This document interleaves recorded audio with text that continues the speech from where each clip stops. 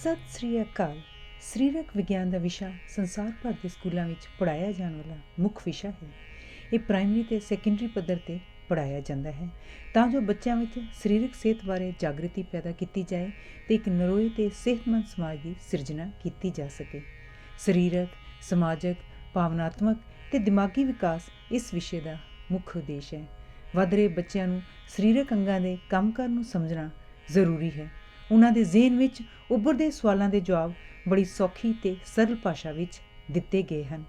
ਇਹ ਉਹਨਾਂ ਨੂੰ ਫੁਰਤੀਲੇ, ਸਿਹਤਮੰਦ ਅਤੇ ਸਮਾਜਿਕ ਤੌਰ 'ਤੇ ਜ਼ਿੰਮੇਵਾਰ ਨਾਗਰਿਕ ਬਣਾਉਣ ਵਿੱਚ ਸਹਾਇਤਾ ਕਰਨਗੇ। ਇਹ ਪਾਠਕ੍ਰਮ ਮਹੱਤਵਪੂਰਨ ਵਿਦਿਅਕ ਵਿਚਾਰਾਂ 'ਤੇ ਵਿਚਾਰ ਕਰਕੇ ਚਰਿੱਤਰ ਨਿਰਮਾਣ ਵਿੱਚ ਵੀ ਮਦਦ ਕਰਦਾ ਹੈ। ਸਾਰੇ ਸਰੀਰ ਦੀ ਕਾਰਜਸ਼ੈਲੀ ਦੀ ਜਾਣਕਾਰੀ ਹੋਣ ਨਾਲ ਵਿਦਿਆਰਥੀ ਇਸ ਨੂੰ ਸਿਹਤਮੰਦ ਰੱਖਣ ਦਾ ਜ਼ਰੂਰ ਉਪਰਾਲਾ ਕਰਨਗੇ। ਆਓ ਨਿਵੇਕਲੇ ਅੰਦਾਜ਼ ਯਾਨੀ ਸਰਲ ਪ੍ਰਸ਼ਨ ਉੱਤਰਾਂ ਦੇ ਰੂਪ ਵਿੱਚ ਕੁਦਰਤ ਵੱਲੋਂ ਦਿੱਤੇ ਗਏ ਤੋਹਫੇ ਮਨੁੱਖੀ ਸਰੀਰ ਬਾਰੇ ਵਿਗਿਆਨਕ ਪੱਖ ਤੋਂ ਮਾਲਾਮਾਲ ਜਾਣਕਾਰੀ ਹਾਸਲ ਕਰੀਏ। ਸ਼ੁਭ ਇਛਾਵਾਂ ਸਹਿਤ ਧੰਨਵਾਦ। ਹਰਜੀਤ ਪੰਮਰਾ। ਪ੍ਰਕਿਰਤਿਕ ਵਿਗਿਆਨ ਮਨੁੱਖ ਜਾਤੀ ਨੂੰ ਕਿੰਨੀਆਂ ਨਸਲਾਂ ਵਿੱਚ ਵੰਡਿਆ ਗਿਆ ਹੈ। ਵਿਗਿਆਨਕਾਂ ਨੇ ਮਨੁੱਖ ਜਾਤੀ ਨੂੰ ਹੇਠ ਲਿਖੀਆਂ 5 ਨਸਲਾਂ ਵਿੱਚ ਵੰਡਿਆ ਹੈ: ਕਾਕੇਸ਼ੀਅਨ, ਮੰਗੋਲ, ਹਬਸ਼ੀ, ਅਮਰੀਕਾ, ਮਲਾਈ। ਪਹਿਲੀ ਨਸਲ ਨੂੰ ਕਾਕੇਸ਼ੀਅਨ ਨਸਲ ਕਿਉਂ ਕਹਿੰਦੇ ਹਨ? ਉਹ ਕਬੀਲੇ ਜੋ ਇਸ ਮਹਾਨ ਨਸਲ ਵਿੱਚੋਂ ਨਿਕਲੇ ਸ਼ੁਰੂ ਵਿੱਚ ਮੱਧ ਏਸ਼ੀਆ ਵਿੱਚ ਕਾਕੇਸ਼ਸ ਪਰਬਤ, ਜਿਸ ਨੂੰ ਅਸੀਂ ਕੋਕਾਫ ਕਹਿੰਦੇ ਹਾਂ, ਦੀਆਂ ਲੜੀਆਂ ਦੇ ਆਸ-ਪਾਸ ਦੇ ਇਲਾਕੇ ਵਿੱਚ ਵਸੇ ਹੋਏ ਸਨ। ਇਸ ਨਸਲ ਦੇ ਲੋਕਾਂ ਦੇ ਚਿੰਨ੍ਹ ਹਨ: ਗੋਰਾ ਰੰਗ, ਲਾਲ ਗੱਲ੍ਹਾਂ, ਕਾਲੇ ਸੰਘਣੇ ਘੁੰਗਰੂਆਂ ਵਾਲੇ ਵਾਲ, ਭੂਰੇ ਚਿਹਰੇ ਵਿੱਚ ਕਾਲੀਆਂ ਅੱਖਾਂ ਅਤੇ ਸਫੈਦ ਜਾਂ ਗੁਲਾਬੀ ਚਿਹਰੇ ਵਿੱਚ ਨੀਲੀਆਂ ਜਾਂ ਸ਼ਰਬਤੀ ਅੱਖਾਂ, ਵੱਡਾ ਸਿਰ, ਚਿਹਰਾ ਬੈਜ਼ਵੀ ਅਤੇ ਲੰਬ ਦਿਸ਼ਾ ਵਿੱਚ, ਨੈਣ ਨਕਸ਼ ਤਿੱਖੇ, ਚੌੜੀ ਪੇਸ਼ਾਨੀ, ਤਿੱਖਾ ਨੱਕ, ਵਾਕ ਛੋਟਾ, ਦੰਦ ਸਿੱਧੇ, ਹੇਠਲਾ ਬੁੱਲ੍ਹ ਉੱਪਰ ਵੱਲ ਮੁੜਿਆ ਹੋਇਆ। ਇਸ ਨਸਲ ਵਿੱਚ ਇਖਲਾਕੀ ਪੱਧਰ ਉੱਚਾ ਅਤੇ ਮਾਨਸਿਕ ਸ਼ਕਤੀਆਂ ਤੀਬਰ ਹੁੰਦੀਆਂ ਹਨ। ਇਹ ਸਭ ਗੁਣ ਮਨੁੱਖੀ ਸੱਭਿਆਚਾਰ ਦੇ ਵਿਕਾਸ ਦਾ ਆਧਾਰ ਹਨ। ਇਸ ਵੰਡ ਵਿੱਚ ਲੈਂਪਲੈਂਡ ਅਤੇ ਫਿਨਲੈਂਡ ਦੇ ਲੋਕਾਂ ਤੋਂ ਸਿਵਾ ਸਭ ਪੁਰਾਤਨ ਅਤੇ ਅਯੋਕੀਆਂ ਯੂਰਪੀਅਨ ਕੌਮਾਂ ਸ਼ਾਮਲ ਹਨ। ਇਸ ਨਸਲ ਦੀ ਉਪ ਵੰਡ ਹੈ ਸਿਰਕੇਸੀਅਨ ਜਾਂ ਕੋਕਾਫ ਲਾਗੇ ਰਹਿਣ ਵਾਲੇ ਕਬੀਲੇ ਅਰਬੀ, ਹਿੰਦੂ, ਸੇਲਟਸ, ਯੂਨਾਨੀ, ਇਤਾਲਵੀ, ਜਰਮਨ, ਸਲਾਵ ਅਤੇ ਟੱਪਰਵਾਸੀ, ਜੋ ਮੁੱਢ ਵਿੱਚ ਸਿੰਧ ਨਦੀ ਦੇ ਕੰਢਿਆਂ 'ਤੇ ਵਸੇ ਹੋਏ ਸਨ ਅਤੇ ਉੱਥੋਂ ਹੀ ਬਾਅਦ ਵਿੱਚ ਸਾਰੀ ਦੁਨੀਆ ਵਿੱਚ ਖਿੱਲਰ ਗਏ। ਪ੍ਰਸ਼ਨ: ਦੂਜੀ ਨਸਲ ਨੂੰ ਮੰਗੋਲ ਨਸਲ ਕਿਉਂ ਕਹਿੰਦੇ ਹਨ? ਉੱਤਰ: ਇਹ ਨਸਲ ਧਰਾਤਲ ਦੇ ਉਸ ਹਿੱਸੇ ਵਿੱਚ ਫੈਲੀ ਹੋਈ ਹੈ ਜਿਸ ਨੂੰ ਮੰਗੋਲੀਆ ਕਹਿੰਦੇ ਹਨ, ਇਸ ਲਈ ਇਸ ਨਸਲ ਦਾ ਨਾਂ ਹੀ ਮੰਗੋਲਾ ਪੈ ਗਿਆ ਹੈ। ਮੰਗੋਲ ਦਾ ਰੰਗ ਪੀਲਾ, ਅੱਖਾਂ ਕਾਲੀਆਂ, ਵਾਲ ਸਿੱਧੇ ਕਾਲੇ, ਮਜ਼ਬੂਤ ਪਰ ਵਿਰਲੇ ਵਾਲਾਂ ਵਿੱਚ ਠੋਡੀ, ਵਰਗਾਕਾਰ ਮੱਥਾ, ਚੌੜਾ ਅਤੇ ਚਾਪੜ ਚਿਹਰਾ, ਚੌੜਾ ਅਤੇ ਚਪਟਾ ਨੱਕ, ਗੱਲ੍ਹਾਂ ਉਭਰੀਆਂ ਹੋਈਆਂ, ਅੱਖਾਂ ਤਿਰਛੀਆਂ ਅਤੇ ਚੁੰਨੀਆਂ, ਠੋਡੀ ਹਲਕੀ ਜਿਹੀ ਅਗਾਂਹ ਨੂੰ ਵਧੀ ਹੋਈ, ਬੁੱਲ੍ਹ ਮੋਟੇ। ਪ੍ਰਸ਼ਨ 4: ਤੀਜੀ ਨਸਲ ਦਾ ਨਾਂ ਹਬਸ਼ੀ ਕਿਉਂ ਰੱਖਿਆ ਗਿਆ ਹੈ? ਉੱਤਰ: ਇਸ ਨਸਲ ਦੇ ਪੁਰਾਤਨ ਕਬੀਲੇ ਹਬਸ਼ ਦੇਸ਼ ਇਥੋਪੀਆ ਵਿੱਚ ਵਸੇ ਹੋਏ ਹਨ। ਇਥੋਪੀਆ ਦਾ ਭਾਵ ਹੈ ਕਾਲੀ ਚਮੜੀ ਵਾਲੇ ਦਾ ਦੇਸ਼। ਇਸ ਨਸਲ ਵਿੱਚ ਮੱਧ, ਪੱਛਮੀ ਅਤੇ ਦੱਖਣੀ ਅਫਰੀਕਾ ਵਿੱਚ ਰਹਿਣ ਵਾਲੇ ਕੈਫਰ ਨਾਂ ਦੇ ਕਬੀਲੇ ਸ਼ਾਮਲ ਹਨ। ਮੱਧ ਅਫਰੀਕਾ ਦੇ ਹਬਸ਼ੀਆਂ ਦੀ ਖੋਪਰੀ ਲੰਬੂਤਰੀ, ਸਿਰ ਦੇ ਵਾਲ ਘੁੰਗਰੂਆਂ ਵਾਲੇ ਅਤੇ ਸੰਘਣੇ, ਜਬਾੜੇ ਅਗਾਂਹ ਵੱਲ ਵਧੇ ਹੋਏ, ਬੁੱਲ੍ਹ ਮੋਟੇ ਅਤੇ ਚਮੜੀ ਤਵੇ ਵਾਂਗ ਕਾਲੀ।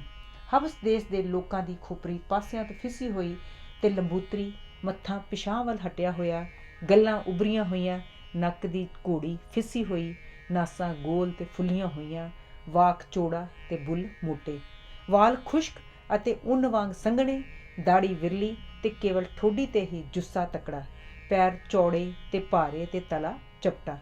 ਕੈਫਰ ਨਾਮੀ ਕਬੀਲੇ ਵਿੱਚ ਖੋਪਰੀ ਉੱਪਰ ਵੱਲ ਉੱਠੀ ਹੋਈ ਅਤੇ ਹਬਸ਼ੀਆਂ ਨਾਲੋਂ ਕੁਝ ਗੁਲਾਈ ਵਿੱਚ, ਗੱਲ੍ਹਾਂ ਉਭਰੀਆਂ ਹੋਈਆਂ, ਅੱਖਾਂ ਨਿੱਕੀਆਂ ਅਤੇ ਕਾਲੀਆਂ ਪਲਕਾਂ ਤਿਰਛੀਆਂ, ਚਿਹਰਾ ਤਿਕੋਣਾ ਅਤੇ ਜਬਾੜੇ ਹਬਸ਼ੀਆਂ ਤੋਂ ਕੁਝ ਘੱਟ ਉਭਰੇ ਹੋਏ। ਪ੍ਰਸ਼ਨ: ਚੌਥੀ ਕਿਸਮ ਨੂੰ ਅਮਰੀਕਨ ਨਾਂ ਕਿਉਂ ਦਿੱਤਾ ਗਿਆ ਹੈ? ਉੱਤਰ: ਇਸ ਵਿੱਚ ਮਹਾਂਦੀਪ ਅਮਰੀਕਾ ਦੇ ਸਭ ਤੋਂ ਪੁਰਾਤਨ ਕਬੀਲੇ ਸ਼ਾਮਲ ਹਨ, ਜੋ ਭਾਵੇਂ ਬਹੁਤ ਵਿਸ਼ਾਲ ਇਲਾਕੇ ਵਿੱਚ ਖਿਲਰੇ ਪੁਲਰੇ ਹੋਏ ਹਨ ਅਤੇ ਸ਼ਕਲ ਸੂਰਤ ਵਿੱਚ ਵੀ ਆਪਸੀ ਭਿੰਨਤਾ ਰੱਖਦੇ ਹਨ, ਪਰ ਉਹਨਾਂ ਵਿੱਚ ਬਹੁਤ ਸਾਰੇ ਚਿੰਨ੍ਹ ਸਾਂਝੇ ਹਨ। ਉਹਨਾਂ ਦੀਆਂ ਗੱਲ੍ਹਾਂ ਉੱਚੀਆਂ, ਮੱਥਾ ਛੋਟਾ ਅਤੇ ਪਿਛਾਂਹ ਵੱਲ ਹਟਿਆ ਹੋਇਆ, ਨੱਕ ਉੱਚਾ ਤੇ ਤਿੱਖਾ, ਜਬਾੜੇ ਮਜ਼ਬੂਤ, ਵਾਕ ਚੌੜਾ, ਬੁੱਲ ਮੋਟੇ, ਅੱਖਾਂ ਨਿੱਕੀਆਂ ਤੇ ਅੰਦਰ ਵੱਲ ਨੂੰ ਤਸੀਆਂ ਹੋਈਆਂ, ਵਾਲ ਮੋਟੇ ਕਾਲੇ ਤੇ ਵਿਰਲੇ, ਦਾੜੀ ਦੇ ਵਾਲ ਵਿਰਲੇ। ਪ੍ਰਸ਼ਨ, ਪੰਜਵੀਂ ਕਿਸਮ ਨੂੰ ਮਲਾਇਨ ਕਿਉਂ ਕਹਿੰਦੇ ਹਨ? ਉੱਤਰ, ਕਿਉਂਕਿ ਇਹਨਾਂ ਵਿੱਚੋਂ ਬਹੁਤ ਸਾਰੇ ਮਲਾਇਨ ਬੋਲੀ ਬੋਲਦੇ ਹਨ। ਮਦਗਾਸਕਰ ਤੋਂ ਲੈ ਕੇ ਜਾਵਾ, ਸੁਮਾਤਰਾ, ਬੋਰਨੀਓ ਤੇ ਏਸ਼ੀਆ ਤੇ ਅਮਰੀਕਾ ਦੇ ਵਿਚਕਾਰ ਸ਼ਾਂਤ ਸਾਗਰ ਦੇ ਦੱਖਣੀ ਭਾਗ ਵਿੱਚ ਫੈਲੇ ਹੋਏ ਟਾਪੂਆਂ ਵਿੱਚ ਬੋਲੀਆਂ ਜਾ ਰਹੀਆਂ ਜ਼ੁਬਾਨਾਂ ਵਿੱਚ ਇਸ ਦਾ ਪ੍ਰਭਾਵ ਮਿਲਦਾ ਹੈ। ਇਸ ਨਸਲ ਦੇ ਲੋਕਾਂ ਦੀ ਚਮੜੀ ਦਾ ਰੰਗ ਹਲਕਾ ਨਸਵਾਰੀ ਅਤੇ ਕਾਲੀ ਭਾਵ ਮਾਰਦਾ ਨਸਵਾਰੀ ਹੁੰਦਾ ਹੈ। ਇਹਨਾਂ ਦੇ ਵਾਲ ਕਾਲੇ, ਥੋੜੇ ਬਹੁਤ ਘੁੰਗਰਿਆਲੇ ਤੇ ਸੰਘਣੇ, ਸਿਰ ਸੌੜਾ, ਚਿਹਰੇ ਦੀਆਂ ਹੱਡੀਆਂ ਉਭਰੀਆਂ ਹੋਈਆਂ ਤੇ ਵੱਡੀਆਂ, ਨੱਕ ਉੱਚਾ ਪਰ ਨਾਸਾਂ ਤੋਂ ਚੌੜਾ ਤੇ ਵਾਕ ਚੌੜਾ ਵੀ ਹੁੰਦਾ ਹੈ। ਇਸ ਨਸਲ ਨਾਲ ਸੰਬੰਧ ਰੱਖਦੇ ਦੇਸ਼ ਇਹ ਹਨ ਜਾਵਾ, ਸੁਮਾਤਰਾ, ਸੈਲੇਬੀਸ, ਆਸਟ੍ਰੇਲੀਆ ਦੇ ਲਾਗਲੇ ਟਾਪੂ, ਨਿਊ ਗਿਨੀ, ਨਿਊਜ਼ੀਲੈਂਡ ਆਦਿ। ਪ੍ਰਸ਼ਨ, ਪੁਰਾਤਨ ਪਹਾੜੀ ਕਬੀਲਿਆਂ ਨੇ ਆਪਣੇ ਕਦੀਮੀ ਨੈਣ ਨਕਸ਼ ਕਿਉਂ ਕਾਇਮ ਰੱਖੇ ਹੋਏ ਹਨ? ਉੱਤਰ, ਮੁੱਢ ਕਦੀਮ ਤੋਂ ਲੋਕਾਂ ਦੀ ਵਸੋਂ ਦਾ ਝੁਕਾਅ ਨਦੀਆਂ ਦੀਆਂ ਘਾਟੀਆਂ ਵੱਲ ਹੀ ਰਿਹਾ ਹੈ, ਜਿੱਥੇ ਨਵੇਂ ਆਏ ਲੋਕ ਮੈਦਾਨੀ ਇਲਾਕਿਆਂ ਦੇ ਲੋਕਾਂ ਨਾਲ ਵਿਆਹ ਸ਼ਾਦੀਆਂ ਦੁਆਰਾ ਘੁਲ ਮਿਲ ਜਾਂਦੇ ਰਹੇ ਤੇ ਇਸ ਤਰ੍ਹਾਂ ਉਹਨਾਂ ਦੇ ਸੁਭਾਅ, ਚਰਿੱਤਰ ਅਤੇ ਸਰੀਰਕ ਬਣਤਰ ਵਿੱਚ ਪਰਿਵਰਤਨ ਆ ਜਾਂਦੇ ਰਹੇ। ਪਰ ਪਹਾੜਾਂ ਵਿੱਚ ਵਸਣ ਵਾਲਿਆਂ ਲਈ ਮੈਦਾਨਾਂ ਵੱਲ ਆਉਣਾ ਜਾਣਾ ਕਠਿਨ ਹੁੰਦਾ ਹੈ। ਉੱਥੋਂ ਦੇ ਲੋਕ ਉੱਥੇ ਹੀ ਵਸਦੇ ਰਸਦੇ ਹਨ। ਇਸ ਲਈ ਪਹਾੜੀ ਲੋਕਾਂ ਦੀਆਂ ਪੁਰਾਤਨ ਨਸਲਾਂ ਆਪਣੇ ਖਾਲਸ ਰੂਪ ਵਿੱਚ ਮਿਲਦੀਆਂ ਹਨ। ਪ੍ਰਸ਼ਨ, ਵੱਖ-ਵੱਖ ਕਬੀਲਿਆਂ ਦੇ ਲੋਕਾਂ ਦੇ ਨੈਣ ਨਕਸ਼ਾਂ ਵਿੱਚ ਅੰਤਰ ਕਿਵੇਂ ਪਿਆ? ਇਸ ਦੇ ਕਈ ਕਾਰਨ ਹਨ, ਜਿਨ੍ਹਾਂ ਵਿੱਚ ਮਹੱਤਵਪੂਰਨ ਇਹ ਹਨ: ਪੌਣ ਪਾਣੀ, ਸੰਗਠਨ, ਵੱਖ-ਵੱਖ ਕਬੀਲਿਆਂ ਵਿੱਚ ਆਪਸੀ ਵਿਆਹ ਸ਼ਾਦੀਆਂ, ਖਾਸ ਹਾਲਾਤ। ਵੱਖ-ਵੱਖ ਪੌਣ ਪਾਣੀ ਕਾਰਨ ਲੋਕਾਂ ਦੀ ਚਮੜੀ ਦੇ ਰੰਗ ਵਿੱਚ ਫਰਕ ਪੈ ਜਾਂਦਾ ਹੈ। ਭੂਮੱਧ ਰੇਖਾ ਦੇ ਲਾਗੇ ਤਾਗੇ ਵਸਣ ਵਾਲਿਆਂ ਦਾ ਰੰਗ ਆਮ ਤੌਰ 'ਤੇ ਕਾਲਾ ਹੋ ਜਾਂਦਾ ਹੈ। ਟ੍ਰੋਪਿਕਸ ਵਿੱਚ ਰਹਿਣ ਵਾਲਿਆਂ ਦਾ ਰੰਗ ਤਾਂਬੇ ਵਰਗਾ ਅਤੇ ਧਰੂਆਂ ਦੇ ਲਾਗੇ ਰਹਿਣ ਵਾਲੇ ਲੋਕਾਂ ਦਾ ਰੰਗ ਗੋਰਾ ਹੋ ਜਾਂਦਾ ਹੈ। ਸੰਗਠਨ ਦਾ ਅਸਰ ਕਈ ਰੂਪਾਂ ਵਿੱਚ ਪ੍ਰਗਟ ਹੁੰਦਾ ਹੈ। ਮੂਰ ਲੋਕ ਕਈ ਯੁੱਗਾਂ ਤੋਂ ਸਖਤ ਗਰਮ ਇਲਾਕਿਆਂ ਵਿੱਚ ਰਹਿੰਦੇ ਆ ਰਹੇ ਹਨ, ਪਰ ਉਹਨਾਂ ਦੇ ਬੱਚੇ ਵੀ ਗੋਰੇ ਰੰਗ ਦੇ ਹੁੰਦੇ ਹਨ। ਜਾਵਾ, ਸੁਮਾਤਰਾ ਵਿੱਚ ਵਸੇ ਹੋਏ ਯੂਰਪੀਅਨ ਲੋਕਾਂ ਦੀ ਔਲਾਦ ਦਾ ਰੰਗ ਵੀ ਆਪਣੇ ਵੱਡੇ ਵਡੇਰਿਆਂ ਤੋਂ ਭਿੰਨ ਨਹੀਂ। ਵੱਖ-ਵੱਖ ਨਸਲਾਂ ਦੇ ਲੋਕ ਦੇ ਆਪਸ ਵਿੱਚ ਵਿਆਹ ਕਰਨ ਨਾਲ, ਸ਼ਾਦੀਆਂ ਨਾਲ ਉਹਨਾਂ ਦੀ ਔਲਾਦ ਦੇ ਨੈਣ ਨਕਸ਼ਾਂ ਵਿੱਚ ਫਰਕ ਪੈ ਜਾਂਦਾ ਹੈ। ਚਮੜੀ ਦੇ ਦੋ ਭਾਗ ਹੁੰਦੇ ਹਨ: ਉਪ ਚਮੜੀ ਤੇ ਵਾਸਤਵਿਕ ਚਮੜੀ। ਰੰਗਦਾਰ ਪਦਾਰਥ ਜਿਸ ਤੋਂ ਚਮੜੀ ਦੇ ਰੰਗ ਦੀ ਜਾਂਚ ਕੀਤੀ ਜਾਂਦੀ ਹੈ, ਵਾਸਤਵਿਕ ਚਮੜੀ ਵਿੱਚ ਹੁੰਦਾ ਹੈ। ਇਹ ਸਾਨੂੰ ਉੱਪਰਲੀ ਪਾਰਦਰਸ਼ਕ ਚਮੜੀ ਦੁਆਰਾ ਦਿਸਦਾ ਹੈ। ਕਾਲੇ ਤੇ ਗੋਰੇ ਲੋਕਾਂ ਦੇ ਆਪਸੀ ਵਿਆਹ ਦੁਆਰਾ ਪੈਦਾ ਹੋਏ ਬੱਚਿਆਂ ਦਾ ਰੰਗ ਰਲਿਆ ਮਿਲਿਆ ਹੁੰਦਾ ਹੈ, ਨਾ ਬਹੁਤਾ ਕਾਲਾ ਨਾ ਬਹੁਤਾ ਗੋਰਾ। ਕਈ ਵਾਰ ਕਾਲੇ ਅਤੇ ਗੋਰਿਆਂ ਦੇ ਵਿਆਹ ਤੋਂ ਉਤਪੰਨ ਹੋਈ ਔਲਾਦ ਦੇ ਸਰੀਰ ਤੇ ਕਾਲੇ ਚਿੱਟੇ ਚਟਾਕ ਪੈ ਜਾਂਦੇ ਹਨ। ਵਾਲ ਕਾਲਿਆਂ ਵਾਂਗ ਸੰਘਣੇ ਤੇ ਘੁੰਗਰਾਲੇ, ਪਰ ਰੰਗ ਕੱਕਾ ਹੋ ਜਾਂਦਾ ਹੈ। ਛੋਟੇ ਕੱਦ ਦੇ ਮਾਤਾ ਪਿਤਾ ਦੀ ਔਲਾਦ ਕਈ ਵਾਰ ਲੰਮੇ ਕੱਦ ਦੀ ਹੁੰਦੀ ਹੈ। ਵੱਖ-ਵੱਖ ਕਬੀਲਿਆਂ ਵਿੱਚ ਆਦਤਾਂ, ਰਹਿਣੀ ਬਹਿਣੀ ਤੇ ਢੰਗਾਂ ਵਿੱਚ ਅੰਤਰ, ਜਿਸ ਕਾਰਨ ਉਹ ਦੂਜਿਆਂ ਕੋਲੋਂ ਭਿੰਨ ਗਿਣੇ ਜਾਂਦੇ ਹਨ, ਦਾ ਕੀ ਕਾਰਨ ਹੈ? ਨਸਲੀ ਸੁਭਾਅ ਅਤੇ ਚਰਿੱਤਰ ਬਣਨ ਵਿੱਚ ਸਭ ਤੋਂ ਵੱਡਾ ਹੱਥ ਧਰਾਤਲ ਦਾ ਅਤੇ ਪੌਣ ਪਾਣੀ ਦਾ ਹੁੰਦਾ ਹੈ। ਜੋ ਲੋਕ ਧਰੂਆਂ ਦੇ ਬਰਫਾਨੀ ਇਲਾਕਿਆਂ ਵਿੱਚ ਜਾ ਵਸੇ ਹਨ, ਉੱਥੇ ਬਨਸਪਤੀ ਦੇ ਨਾ ਹੋਣ ਕਰਕੇ ਲੋਕਾਂ ਨੇ ਸ਼ਿਕਾਰ ਕਰਨ ਅਤੇ ਮੱਛੀਆਂ ਫੜਨ ਦਾ ਕਿੱਤਾ ਅਪਣਾ ਲਿਆ ਹੈ। ਖੁਰਾਕ ਪ੍ਰਾਪਤੀ ਤੇ ਉਪਰਾਲੇ ਕਰਕੇ ਉਹਨਾਂ ਨੂੰ ਇੱਕ ਦੂਜੇ ਤੋਂ ਦੂਰ ਰਹਿਣਾ ਪੈਂਦਾ ਹੈ। ਇਸ ਲਈ ਉਹਨਾਂ ਦੀ ਜਨਸੰਖਿਆ ਬਹੁਤੀ ਨਹੀਂ ਵੱਧ ਸਕੀ ਤੇ ਇਹਨਾਂ ਲੋਕਾਂ ਬਾਰੇ ਢੇਰ ਸਮੇਂ ਤੱਕ ਬੇਖਬਰੀ ਰਹੀ ਹੈ। ਇਹ ਲੋਕ ਕੇਵਲ ਆਪਣੀਆਂ ਝੁੱਗੀਆਂ ਬਣਾਉਣਾ, ਸਰੀਰ ਢੱਕਣ ਲਈ ਖੱਲਾਂ ਤੇ ਸ਼ਿਕਾਰ ਲਈ ਨੇਜੇ, ਬਰਸ਼ੇ ਜਾਂ ਸਮਾਨ ਬਣਾਉਣ ਤੋਂ ਬਿਨਾਂ ਹੋਰ ਕੋਈ ਹੁਨਰ ਨਹੀਂ ਸਿੱਖ ਸਕੇ। ਉੱਤਰੀ ਸਾਇਬੇਰੀਆ ਅਤੇ ਉੱਤਰੀ ਅਮਰੀਕਾ ਦੇ ਐਸਕੀਮੋ ਹਾਲੀ ਤੱਕ ਆਪਣੀ ਮੁੱਢ ਕਦੀਮੀ ਸੱਭਿਅਕ ਅਵਸਥਾ ਵਿੱਚ ਹੀ ਰਹਿ ਰਹੇ ਹਨ। ਉਹ ਨਸਲਾਂ ਜਾਂ ਕਬੀਲੇ ਜੋ ਉਹਨਾਂ ਇਲਾਕਿਆਂ ਵਿੱਚ ਆਪਣੇ ਪਸ਼ੂਆਂ ਤੇ ਇੱਜੜਾਂ ਰਾਹੀਂ ਘਾਹ ਦੀ ਭਾਲ ਵਿੱਚ ਰਹਿੰਦੇ ਸਨ, ਟੱਪਰੀ ਵਾਸ ਬਣ ਗਏ।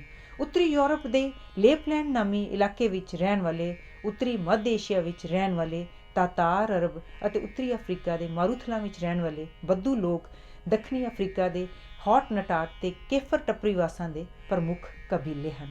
ਜਿੱਥੇ ਧਰਾਤਲ ਤੋਂ ਹੋਈ ਉਪਜ ਅਤੇ ਉਸਦੀ ਦੇਖਭਾਲ ਇਹ ਮੰਗ ਕਰਦੀ ਸੀ ਕਿ ਲੋਕ ਇੱਕੋ ਥਾਂ ਰਹਿਣ, ਉੱਥੋਂ ਦੇ ਰਹਿਣ ਵਾਲਿਆਂ ਨੇ ਆਪਣਾ ਕਿੱਤਾ ਖੇਤੀਬਾੜੀ ਅਪਣਾ ਲਿਆ ਤੇ ਜ਼ਮੀਨ ਦੇ ਰੂਪ ਵਿੱਚ ਜਾਇਦਾਦ ਬਣਾ ਲਈ। ਸਮਾਜ ਨੂੰ ਸ਼੍ਰੇਣੀਆਂ ਵਿੱਚ ਵੰਡ ਲਿਆ ਤੇ ਇਸ ਨੂੰ ਸੁਰੱਖਿਅਤ ਰੱਖਣ ਲਈ ਕਾਨੂੰਨ ਕੱਢ ਲਏ। ਲੁੱਟਮਾਰ ਅਤੇ ਲੜਾਈ ਦਾ ਜੀਵਨ ਤਿਆਗ ਦਿੱਤਾ ਤੇ ਵਸੋਂ ਨੂੰ ਫੌਜ ਅਤੇ ਸਮਾਜ ਵਿੱਚ ਵੰਡ ਲਿਆ। ਸਮਾਜ ਆਪਣੇ ਆਪ ਨੂੰ ਸੁਧਾਰਨ ਅਤੇ ਬਿਹਤਰ ਬਣਾਉਣ ਵਿੱਚ ਲੱਗ ਗਈ ਤੇ ਇਸੇ ਤਰ੍ਹਾਂ ਸੁਚੱਜੇ ਸੱਭਿਆਚਾਰਕ ਜੀਵਨ ਦੀ ਨੀਂਹ ਰੱਖੀ ਗਈ। ਪ੍ਰਸ਼ਨ 10 ਮਨੁੱਖ ਅਤੇ ਨੀਵੀਂ ਸ਼੍ਰੇਣੀ ਦੇ ਜੀਵਾਂ ਵਿੱਚ ਕੀ ਮੁੱਖ ਭਿੰਨਤਾਵਾਂ ਹਨ? ਉੱਤਰ ਸਰੀਰਕ ਵਜੂਦ ਦੇ ਲਿਹਾਜ਼ ਨਾਲ ਮਨੁੱਖ ਦਾ ਦਿਮਾਗ ਪਸ਼ੂਆਂ ਦੇ ਦਿਮਾਗ ਨਾਲੋਂ ਵੱਡਾ ਹੁੰਦਾ ਹੈ ਤੇ ਜਬਾੜੇ ਛੋਟੇ ਹੁੰਦੇ ਹਨ। ਨੀਵੀਂ ਸ਼੍ਰੇਣੀ ਦੇ ਜੀਵਾਂ ਵਿੱਚ ਦਿਮਾਗ ਇਤਨਾ ਛੋਟਾ ਹੁੰਦਾ ਹੈ ਕਿ ਉਸ ਦੀ ਸਮਾਈ ਲਈ ਖੋਪੜੀ ਦੀ ਛੱਤ ਕੰਨਾਂ ਤੋਂ ਉਤਾਂਹ ਵੱਲ ਬਹੁਤ ਘੱਟ ਉਭਰੀ ਹੁੰਦੀ ਹੈ। ਇਸ ਦੇ ਟਾਕਰੇ ਵਿੱਚ ਮਨੁੱਖ ਦੇ ਵੱਡੇ ਦਿਮਾਗ ਦੀ ਸਮਾਈ ਲਈ ਖੋਪਰੀ ਕੰਨਾਂ ਤੋਂ ਉੱਪਰ ਵੱਲ ਜ਼ਿਆਦਾ ਵਧੀ ਹੁੰਦੀ ਹੈ। ਮਨੁੱਖਾਂ ਦਾ ਜਾਨਵਰਾਂ ਦੇ ਮੁਕਾਬਲੇ ਵਿੱਚ ਸਿਰ ਨਾਲੋਂ ਮੂੰਹ ਕਾਫੀ ਛੋਟਾ ਹੁੰਦਾ ਹੈ। ਜਾਨਵਰਾਂ ਦੀ ਜੋ ਸ਼੍ਰੇਣੀ ਬਹੁਤੀ ਖੂੰਖਾਰ ਅਤੇ ਬੇਸਮਝ ਹੋਏਗੀ ਉਤਨਾ ਹੀ ਉਸਦਾ ਮੂੰਹ ਵੱਡਾ ਅਤੇ ਦਿਮਾਗ ਛੋਟਾ ਹੋਈ ਜਾਏਗਾ। ਕੀ ਇਹ ਠੀਕ ਹੈ ਕਿ ਮਨੁੱਖ ਜਾਤੀ ਦੀਆਂ ਸਭ ਨਸਲਾਂ ਇੱਕ ਸਾਂਝੀ ਨਸਲ ਤੋਂ ਉਤਪੰਨ ਹੋਈਆਂ ਹਨ? ਵਿਗਿਆਨਕ ਖੋਜ ਇਸ ਗੱਲ ਦਾ ਕੀ ਸਬੂਤ ਦਿੰਦੀ ਹੈ? ਉੱਤਰ ਜਲਵਾਯੂ ਦੇ ਵਿਰੋਧੀ ਪ੍ਰਭਾਵਾਂ ਦੇ ਬਾਵਜੂਦ ਵੀ ਮਨੁੱਖੀ ਜਾਤੀ ਦੀਆਂ ਕਈ ਨਸਲਾਂ ਜਿਉਂ ਦੀਆਂ ਤਿਉਂ ਟਿਕੀਆਂ ਰਹੀਆਂ ਹਨ। ਦੂਜਾ ਰਲਿਆ ਮਿਲਿਆ ਚਮੜੀ ਦਾ ਰੰਗ, ਪਾਲਤੂ ਅਤੇ ਜੰਗਲੀ ਪਸ਼ੂਆਂ ਦੀਆਂ ਕਿਸਮਾਂ ਬਾਰੇ ਖੋਜ ਅਤੇ ਉਹਨਾਂ ਦਾ ਆਪਸੀ ਮੁਕਾਬਲਾ ਕਰਕੇ ਤੇ ਦੁਗਲੇ ਪਸ਼ੂਆਂ ਤੋਂ ਉਤਪਤੀ ਹੋਣੀ ਰੁਕ ਜਾਣ ਤੇ ਵਿਗਿਆਨਕ ਇਸ ਨਤੀਜੇ ਤੇ ਅਪੜੇ ਹਨ। ਜਦ ਅਸੀਂ ਅਫਰੀਕਾ ਦੇ ਹਬਸ਼ੀਆਂ ਦਾ ਆਸਟ੍ਰੇਲੀਆ ਦੇ ਮੁੱਢਲੇ ਵਸਨੀਕਾਂ ਜਾਂ ਦੱਖਣੀ ਸਾਗਰ ਦੇ ਪਾਪੂਆ ਨਾਮੀ ਲੋਕਾਂ ਨਾਲ ਮੁਕਾਬਲਾ ਕਰਦੇ ਹਾਂ ਤਾਂ ਅਸੀਂ ਇਹ ਮਹਿਸੂਸ ਕਰਦੇ ਹਾਂ ਕਿ ਕਾਲੀ ਚਮੜੀ, ਸਿਰ ਤੇ ਉੱਨ ਵਾਲੀ ਜੱਤ ਤੇ ਹਬਸ਼ੀਆਂ ਦੇ ਨੈਣ ਨਕਸ਼ਾਂ ਦੀ ਕਿਤੇ ਆਪਸ ਵਿੱਚ ਸਾਂਝ ਤਾਂ ਨਹੀਂ। ਮਨੁੱਖ ਦਾ ਚਿਹਰਾ ਇਸ ਰੂਪ ਵਿੱਚ ਘੜਿਆ ਗਿਆ ਹੈ ਕਿ ਉਹ ਸਿੱਧਾ ਖੜੋ ਕੇ ਹੀ ਆਪਣੀਆਂ ਜ਼ਰੂਰੀ ਕਿਰਿਆਵਾਂ ਕਰ ਸਕੇ। ਇਸ ਦਾ ਕੀ ਕਾਰਨ ਹੈ? ਉੱਤਰ ਇਸ ਹਾਲਤ ਵਿੱਚ ਅੱਖਾਂ ਖਾਤਿਜ ਦਿਸ਼ਾ ਵਿੱਚ ਫਿਰ ਸਕਦੀਆਂ ਹਨ। ਨਾਸਾਂ ਥੱਲਿਓਂ ਤੇ ਸਾਹਮਣਿਓਂ ਸੁਗੰਧ ਪ੍ਰਾਪਤ ਕਰ ਸਕਦੀਆਂ ਹਨ। ਪਸ਼ੂਆਂ ਵਾਂਗ ਉਹਨਾਂ ਦੇ ਜਬਾੜੇ ਮੱਥੇ ਅਤੇ ਠੋਡੀ ਤੋਂ ਅਗਾਂਹ ਨਹੀਂ ਵਧੇ ਹੋਏ। ਜੇ ਸਥਿਤੀ ਬਦਲ ਦਿੱਤੀ ਜਾਏ ਤਾਂ ਮਨੁੱਖ ਨੂੰ ਸਾਹਮਣੇ ਵੱਲ ਪਈ ਚੀਜ਼ ਨੂੰ ਵੇਖਣ ਲਈ ਉਤਨੀ ਹੀ ਬੇਆਰਾਮੀ ਹੋਏਗੀ ਜਿੰਨੀ ਕਿ ਹੁਣ ਉਹ ਆਕਾਸ਼ ਵੇਖਣ ਸਮੇਂ ਹੁੰਦੀ ਹੈ। ਨੱਕ ਕੇਵਲ ਆਪਣੇ ਸਰੀਰ ਤੋਂ ਜਾਂ ਧਰਤੀ ਤੋਂ ਉਤਪੰਨ ਹੋਈ ਗੰਧ ਹੀ ਸੁੰਘ ਸਕੇਗਾ ਤੇ ਦੰਦ ਅਤੇ ਬੁੱਲ ਬਿਲਕੁਲ ਵਿਅਰਥ ਹੋਣਗੇ, ਕਿਉਂਕਿ ਧਰਤੀ ਤੋਂ ਕੋਈ ਚੀਜ਼ ਮੂੰਹ ਨਾਲ ਚੁੱਕਣ ਜਾਂ ਖਾਣ ਸਮੇਂ ਠੋਡੀ ਅਤੇ ਮੱਥਾ ਦੋਵੇਂ ਜ਼ਮੀਨ ਵਿੱਚ ਕਿਸਰਨਗੇ ਤੇ ਜ਼ਮੀਨ ਤੇ ਪਈ ਕੋਈ ਵੀ ਚੀਜ਼ ਚੁੱਕਣ ਸਮੇਂ ਨੱਕ ਤੇ ਅੱਖਾਂ ਦੋਵੇਂ ਰੁਕਾਵਟ ਪਾਉਣਗੇ। ਖੱਤੀ ਦਿਸ਼ਾ ਵਿੱਚ ਸਰੀਰ ਦਾ ਹੋਣਾ ਮਨੁੱਖ ਲਈ ਕਿਉਂ ਅਯੋਗ ਹੈ? ਜੇ ਮਨੁੱਖ ਸਰੀਰ ਪਸ਼ੂਆਂ ਵਾਂਗ ਇਸ ਦਿਸ਼ਾ ਵਿੱਚ ਹੋਵੇ ਤਾਂ ਮਨੁੱਖ ਨੂੰ ਆਪਣੇ ਪੱਟਾਂ ਨੂੰ ਪੇਟ ਵੱਲ ਮੋੜਨਾ ਪਵੇਗਾ। ਲੱਤਾਂ ਤੇ ਪੈਰ ਹਿੱਲ ਨਹੀਂ ਸਕਣਗੇ। ਸਰੀਰ ਨੂੰ ਉੱਪਰ ਵੱਲ ਪੱਬਾਂ ਦੇ ਭਾਰ ਚੁੱਕਣ, ਸਿਰ ਥੱਲੇ ਸੁੱਟਣ ਅਤੇ ਹਰ ਕਦਮ ਤੇ ਪੱਟਾਂ ਨੂੰ ਅਗਾਂਹ ਲੈ ਜਾਣ ਲਈ ਚੂਲੇ ਦੇ ਜੋੜ ਨੂੰ ਗੋਲ ਘੁਮਾਉਣਾ ਪਵੇਗਾ। ਇਸ ਦਿਸ਼ਾ ਵਿੱਚ ਕੇਵਲ ਚੂਲੇ ਦਾ ਜੋੜ ਹੀ ਸਭ ਤੋਂ ਜ਼ਿਆਦਾ ਲਾਭਦਾਇਕ ਸਿੱਧ ਹੋਵੇਗਾ ਅਤੇ ਲੱਤਾਂ ਲੱਕੜ ਵਾਂਗ ਸਖਤ ਹੋ ਜਾਣਗੀਆਂ। ਪ੍ਰਸ਼ਨ ਵੱਖ-ਵੱਖ ਸ਼੍ਰੇਣੀ ਦੇ ਪਸ਼ੂਆਂ ਦੇ ਸਰੀਰ ਵਿੱਚ ਜਿਤਨੀ ਭਿੰਨਤਾ ਹੱਥਾਂ ਪੈਰਾਂ ਦੀ ਬਣਤਰ ਵਿੱਚ ਹੈ, ਸਰੀਰ ਦੇ ਵਿਚਕਾਰਲੇ ਭਾਗਾਂ ਵਿੱਚ ਨਹੀਂ। ਇਸ ਦਾ ਕੀ ਕਾਰਨ ਹੈ? ਉੱਤਰ ਹਰ ਜੀਵ ਦੇ ਸਰੀਰ ਦੇ ਵਿਚਕਾਰਲੇ ਹਿੱਸੇ, ਖੋਪਰੀ, ਰੀੜ੍ਹ ਦੀ ਹੱਡੀ ਤੇ ਪਸਲੀਆਂ ਦਾ ਕੰਮ ਤਕਰੀਬਨ ਇੱਕ ਸਮਾਨ ਹੈ, ਪਰ ਹੱਥ ਪੈਰ ਬਾਹਰਲੀ ਬਦਲਦੀ ਸਥਿਤੀ ਦੇ ਅਨੁਸਾਰ ਢਲਦੇ ਰਹਿੰਦੇ ਹਨ। ਹਰ ਪਸ਼ੂ ਦੇ ਸਰੀਰ ਵਿੱਚ ਖੋਪਰੀ ਦਾ ਕੰਮ ਦਿਮਾਗ ਨੂੰ ਸੁਰੱਖਿਅਤ ਰੱਖਣਾ, ਰੀੜ੍ਹ ਦੀ ਹੱਡੀ ਦਾ ਕੰਮ ਸੂਜਕ ਰੱਸੇ ਨੂੰ ਸੁਰੱਖਿਅਤ ਰੱਖਣਾ ਤੇ ਪਸਲੀਆਂ ਦਾ ਕੰਮ ਸਵਾਸ ਕਿਰਿਆ ਦੀ ਸਹਾਇਤਾ ਅਤੇ ਲਾਗਲੇ ਪੈਰ ਵਿਸ਼ੇਸ਼ ਅੰਗਾਂ ਨੂੰ ਸੁਰੱਖਿਅਤ ਰੱਖਣਾ ਹੈ। ਇਹਨਾਂ ਭਾਗਾਂ ਵਿੱਚ ਭਿੰਨਤਾ ਦੀ ਕੋਈ ਲੋੜ ਨਹੀਂ, ਪਰ ਮੋਢਿਆਂ ਦਾ ਕੰਮ ਹਰ ਜੀਵ ਵਿੱਚ ਵੱਖ-ਵੱਖ ਹੈ। ਇਸੇ ਤਰ੍ਹਾਂ ਜਿਹੜੇ ਜੋੜ ਸਰੀਰ ਦੇ ਕੇਂਦਰੀ ਭਾਗ ਤੋਂ ਦੂਰ ਹੁੰਦੇ ਹਨ, ਉਹਨਾਂ ਦੀ ਬਣਤਰ ਹਰ ਜੀਵ ਦੇ ਭਿੰਨ-ਭਿੰਨ ਕੰਮਾਂ ਤੇ ਨਿਰਭਰ ਹੈ। ਕਲਾਈ, ਗਿੱਟਾ, ਹੱਥਾਂ ਤੇ ਪੈਰਾਂ ਦੀਆਂ ਉਂਗਲੀਆਂ ਦੇ ਜੋੜ ਹਰ ਜੀਵ ਦੇ ਵੱਖ-ਵੱਖ ਕੰਮਾਂ ਅਨੁਸਾਰ ਢਲਦੇ ਰਹਿੰਦੇ ਹਨ। ਇੱਕ ਬੁੱਤ ਸਹਾਰੇ ਤੋਂ ਬਿਨਾਂ ਸਿੱਧਾ ਕਿਉਂ ਨਹੀਂ ਖੜਾ ਕੀਤਾ ਜਾ ਸਕਦਾ, ਜਦ ਕਿ ਉਹਦਾ ਹਰ ਅੰਗ ਸਰੀਰਕ ਅਨੁਪਾਤ ਅਨੁਸਾਰ ਬਣਿਆ ਹੁੰਦਾ ਹੈ? ਉੱਤਰ ਬੁੱਤ ਦਾ ਗਰੂਰਤਾ ਕੇਂਦਰ ਕੇਵਲ ਇੱਕ ਹੀ ਹੁੰਦਾ ਹੈ। ਜੇ ਉਸ ਕੇਂਦਰ ਤੋਂ ਥੱਲੇ ਵੱਲ ਸੁੱਟਿਆ ਲੰਬ ਬੁੱਤ ਦੇ ਆਧਾਰ ਤੋਂ ਬਾਹਰ ਡਿੱਗੇ ਤਾਂ ਬੁੱਤ ਜ਼ਰੂਰ ਹੋਰਨਾਂ ਚੀਜ਼ਾਂ ਵਾਂਗ ਥੱਲੇ ਡਿੱਗ ਪਵੇਗਾ। ਇਸ ਦੇ ਉਲਟ ਮਨੁੱਖੀ ਸਰੀਰ ਵਿਚਲੇ ਪੱਠਿਆਂ ਨੂੰ ਗਰੂਰਤਾ ਕੇਂਦਰ ਦੀ ਸੂਝ ਹੁੰਦੀ ਹੈ ਤੇ ਜੇ ਕਿਸੇ ਵੇਲੇ ਸਰੀਰ ਦੇ ਕੇਂਦਰ ਤੋਂ ਡਿੱਗਾ ਲੰਬ ਆਧਾਰ ਤੋਂ ਬਾਹਰ ਹੋ ਜਾਵੇ ਤਾਂ ਬਾਕੀ ਦੇ ਪੱਠੇ ਉਸ ਨੂੰ ਉਸੇ ਵੇਲੇ ਸਮਤੁਲ ਕਰਨ ਦੀ ਕੋਸ਼ਿਸ਼ ਵਿੱਚ ਲੱਗ ਜਾਂਦੇ ਹਨ ਤੇ ਸਰੀਰ ਨੂੰ ਡਿੱਗਣ ਨਹੀਂ ਦਿੰਦੇ। ਪੈਰਾਂ ਦਾ ਤਲਾ ਵਿਚਕਾਰੋਂ ਕਮਾਨ ਵਾਂਗ ਉੱਪਰ ਵੱਲ ਕਿਉਂ ਮੁੜਿਆ ਹੁੰਦਾ ਹੈ? ਇਸ ਦਾ ਸਰੀਰ ਦਾ ਸਾਰਾ ਭਾਰ ਪੈਰ ਦੀ ਡਾਟ ਤੇ ਪੈਂਦਾ ਹੈ, ਜਿਹੜੀ ਕਿ ਬੜੇ ਮਜ਼ਬੂਤ ਲਿਗਾਮੈਂਟਾਂ ਦੇ ਸਹਾਰੇ ਟਿਕੀ ਹੁੰਦੀ ਹੈ। ਵੱਡੇ ਵੱਡੇ ਪੁੱਲ ਵੀ ਇਸੇ ਅਸੂਲ ਦੇ ਆਧਾਰ ਤੇ ਬਣਾਏ ਜਾਂਦੇ ਹਨ। ਮਨੁੱਖ ਦਾ ਹੱਥ ਉਹਦੇ ਸਰੀਰ ਦਾ ਮਹੱਤਵਪੂਰਨ ਅੰਗ ਕਿਉਂ ਹੈ? ਉੱਤਰ ਕਿਉਂਕਿ ਹੱਥ ਹੀ ਮਨ ਦੇ ਵਿਚਾਰਾਂ ਨੂੰ ਸਾਕਾਰ ਰੂਪ ਦਿੰਦਾ ਹੈ। ਹੱਥ ਦੀ ਹਰ ਇੱਕ ਉਂਗਲੀ ਦਾ ਦੂਜੀਆਂ ਦੋਹਾਂ ਉਂਗਲਾਂ ਨਾਲ ਆਪਸੀ ਸੰਬੰਧ ਹੱਥ ਦਾ ਚਰਿੱਤਰ ਦਰਸਾਉਂਦਾ ਹੈ। ਅੰਗੂਠੇ ਨੂੰ ਅਸੀਂ ਵਾਰੋ ਵਾਰੀ ਬਾਕੀ ਸਭ ਉਂਗਲੀਆਂ ਨਾਲ ਜੋੜ ਕੇ ਜਾਂ ਸਭ ਇਕੱਠੀਆਂ ਨੂੰ ਉਹਦੇ ਸਾਹਮਣੇ ਲਿਆ ਕੇ ਹੱਥ ਨੂੰ ਉੱਪਰ ਵੱਲ ਰੂਪ ਵਿੱਚ ਮੋੜ ਸਕਦੇ ਹਾਂ, ਜਿਸ ਨਾਲ ਮਨੁੱਖੀ ਹੱਥ ਪਦਾਰਥਕ ਦੁਨੀਆ 'ਤੇ ਪੂਰੀ ਤਰ੍ਹਾਂ ਕਾਬੂ ਪਾ ਲੈਂਦਾ ਹੈ। ਹੱਥ ਬਹੁਤ ਸਾਰੇ ਭਾਗਾਂ ਵਿੱਚ ਕਿਉਂ ਵੰਡਿਆ ਹੋਇਆ ਹੈ? ਉੱਤਰ, ਇਸ ਲਈ ਇਹ ਆਪਣੀਆਂ ਕਿਰਿਆਵਾਂ ਦਾ ਕੁਝ ਜਾਂ ਸਾਰਾ ਹਿੱਸਾ ਪਦਾਰਥ ਨੂੰ ਕਾਬੂ ਕਰਨ ਲਈ ਪਦਾਰਥ ਦੇ ਰੂਪ, ਆਕਾਰ, ਭਾਰ ਆਦਿ ਅਨੁਸਾਰ ਬਦਲਾ ਸਕਦਾ ਹੈ। ਬਹੁਤ ਨਿੱਕੀ ਜਿਹੀ ਚੀਜ਼ ਨੂੰ ਅਸੀਂ ਆਪਣੇ ਹੱਥਾਂ ਦੀਆਂ ਉਂਗਲੀਆਂ ਦੇ ਸਿਰਿਆਂ ਨਾਲ ਹੀ ਚੁੱਕ ਸਕਦੇ ਹਾਂ।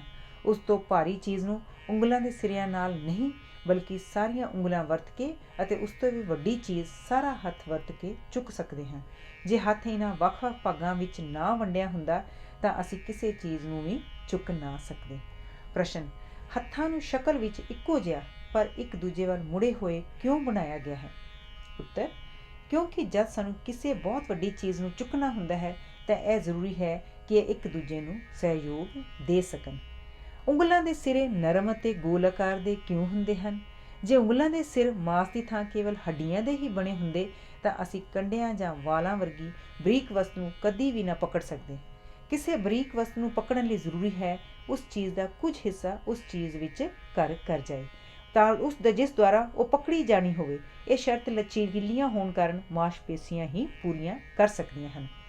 ਸਭ ਉਂਗਲਾਂ ਲੰਬਾਈ ਵਿੱਚ ਇੱਕੋ ਜਿਹੀਆਂ ਕਿਉਂ ਨਹੀਂ ਹੁੰਦੀਆਂ? ਇਸ ਗੱਲ ਦਾ ਲਾਭ ਅਸੀਂ ਜ਼ਿੰਦਗੀ ਦੇ ਰੋਜ਼ਾਨਾ ਕੰਮਾਂ ਕਾਰਾਂ ਵਿੱਚ ਪ੍ਰਤੀਤ ਕਰਦੇ ਹਾਂ। ਉਂਗਲਾਂ ਦੇ ਵੱਡੇ ਛੋਟੇ ਹੋਣ ਕਰਕੇ ਅਸੀਂ ਪੈਨਸਿਲ, ਕਲਮ, ਬ੍ਰਸ਼, ਹਥੌੜੀ ਆਦਿ ਨਾ ਕੇਵਲ ਬੜੀ ਆਸਾਨੀ ਨਾਲ ਪਕੜ ਸਕਦੇ ਹਾਂ, ਬਲਕਿ ਉਹਨਾਂ ਨੂੰ ਲੋੜ ਅਨੁਸਾਰ ਬੜੀ ਚੰਗੀ ਤਰ੍ਹਾਂ ਵੀ ਵਰਤ ਸਕਦੇ ਹਾਂ। ਜੇ ਉਂਗਲਾਂ ਇੱਕੋ ਜਿਹੀਆਂ ਲੰਮੀਆਂ ਹੁੰਦੀਆਂ ਤਾਂ ਉਹ ਇੱਕ ਦੂਜੀ ਉਂਗਲ ਦੇ ਕੰਮ ਵਿੱਚ ਅਟਕਾ ਪਾਉਂਦੀਆਂ ਅਤੇ ਉਹ ਆਪਣਾ ਕੰਮ ਯੋਗ ਢੰਗ ਨਾਲ ਨਾ ਕਰ ਸਕਦੀਆਂ। ਪ੍ਰਸ਼ਨ, ਸਾਡੇ ਹੱਥਾਂ ਦੀਆਂ ਹਥੇਲੀਆਂ, ਉਂਗਲੀਆਂ ਦੇ ਸਿਰੇ ਅਤੇ ਉਹਨਾਂ ਦਾ ਅੰਦਰਲਾ ਪਾਸਾ ਮਾਸਪੇਸ਼ੀਆਂ ਦੀ ਇੱਕ ਮੋਟੀ ਤਹਿ ਨਾਲ ਸੁਰੱਖਿਅਤ ਕਿਉਂ ਕੀਤਾ ਗਿਆ ਹੈ? ਜੇ ਇੰਜ ਨਾ ਹੁੰਦਾ ਤਾਂ ਲਹੂ ਦੀਆਂ ਨਾਲੀਆਂ ਅਤੇ ਸੂਜਕ ਨਸਾਂ 'ਤੇ ਬਹੁਤ ਦਬਾਅ ਪੈਂਦਾ। ਕੇਵਲ ਪੋਟਿਆਂ 'ਤੇ ਹਥੇਲੀ ਦੀਆਂ ਹੱਡੀਆਂ ਅਤੇ ਮਾਸਪੇਸ਼ੀਆਂ ਇਸ ਦਬਾਅ ਨੂੰ ਘਟਾ ਨਾ ਸਕਦੀਆਂ।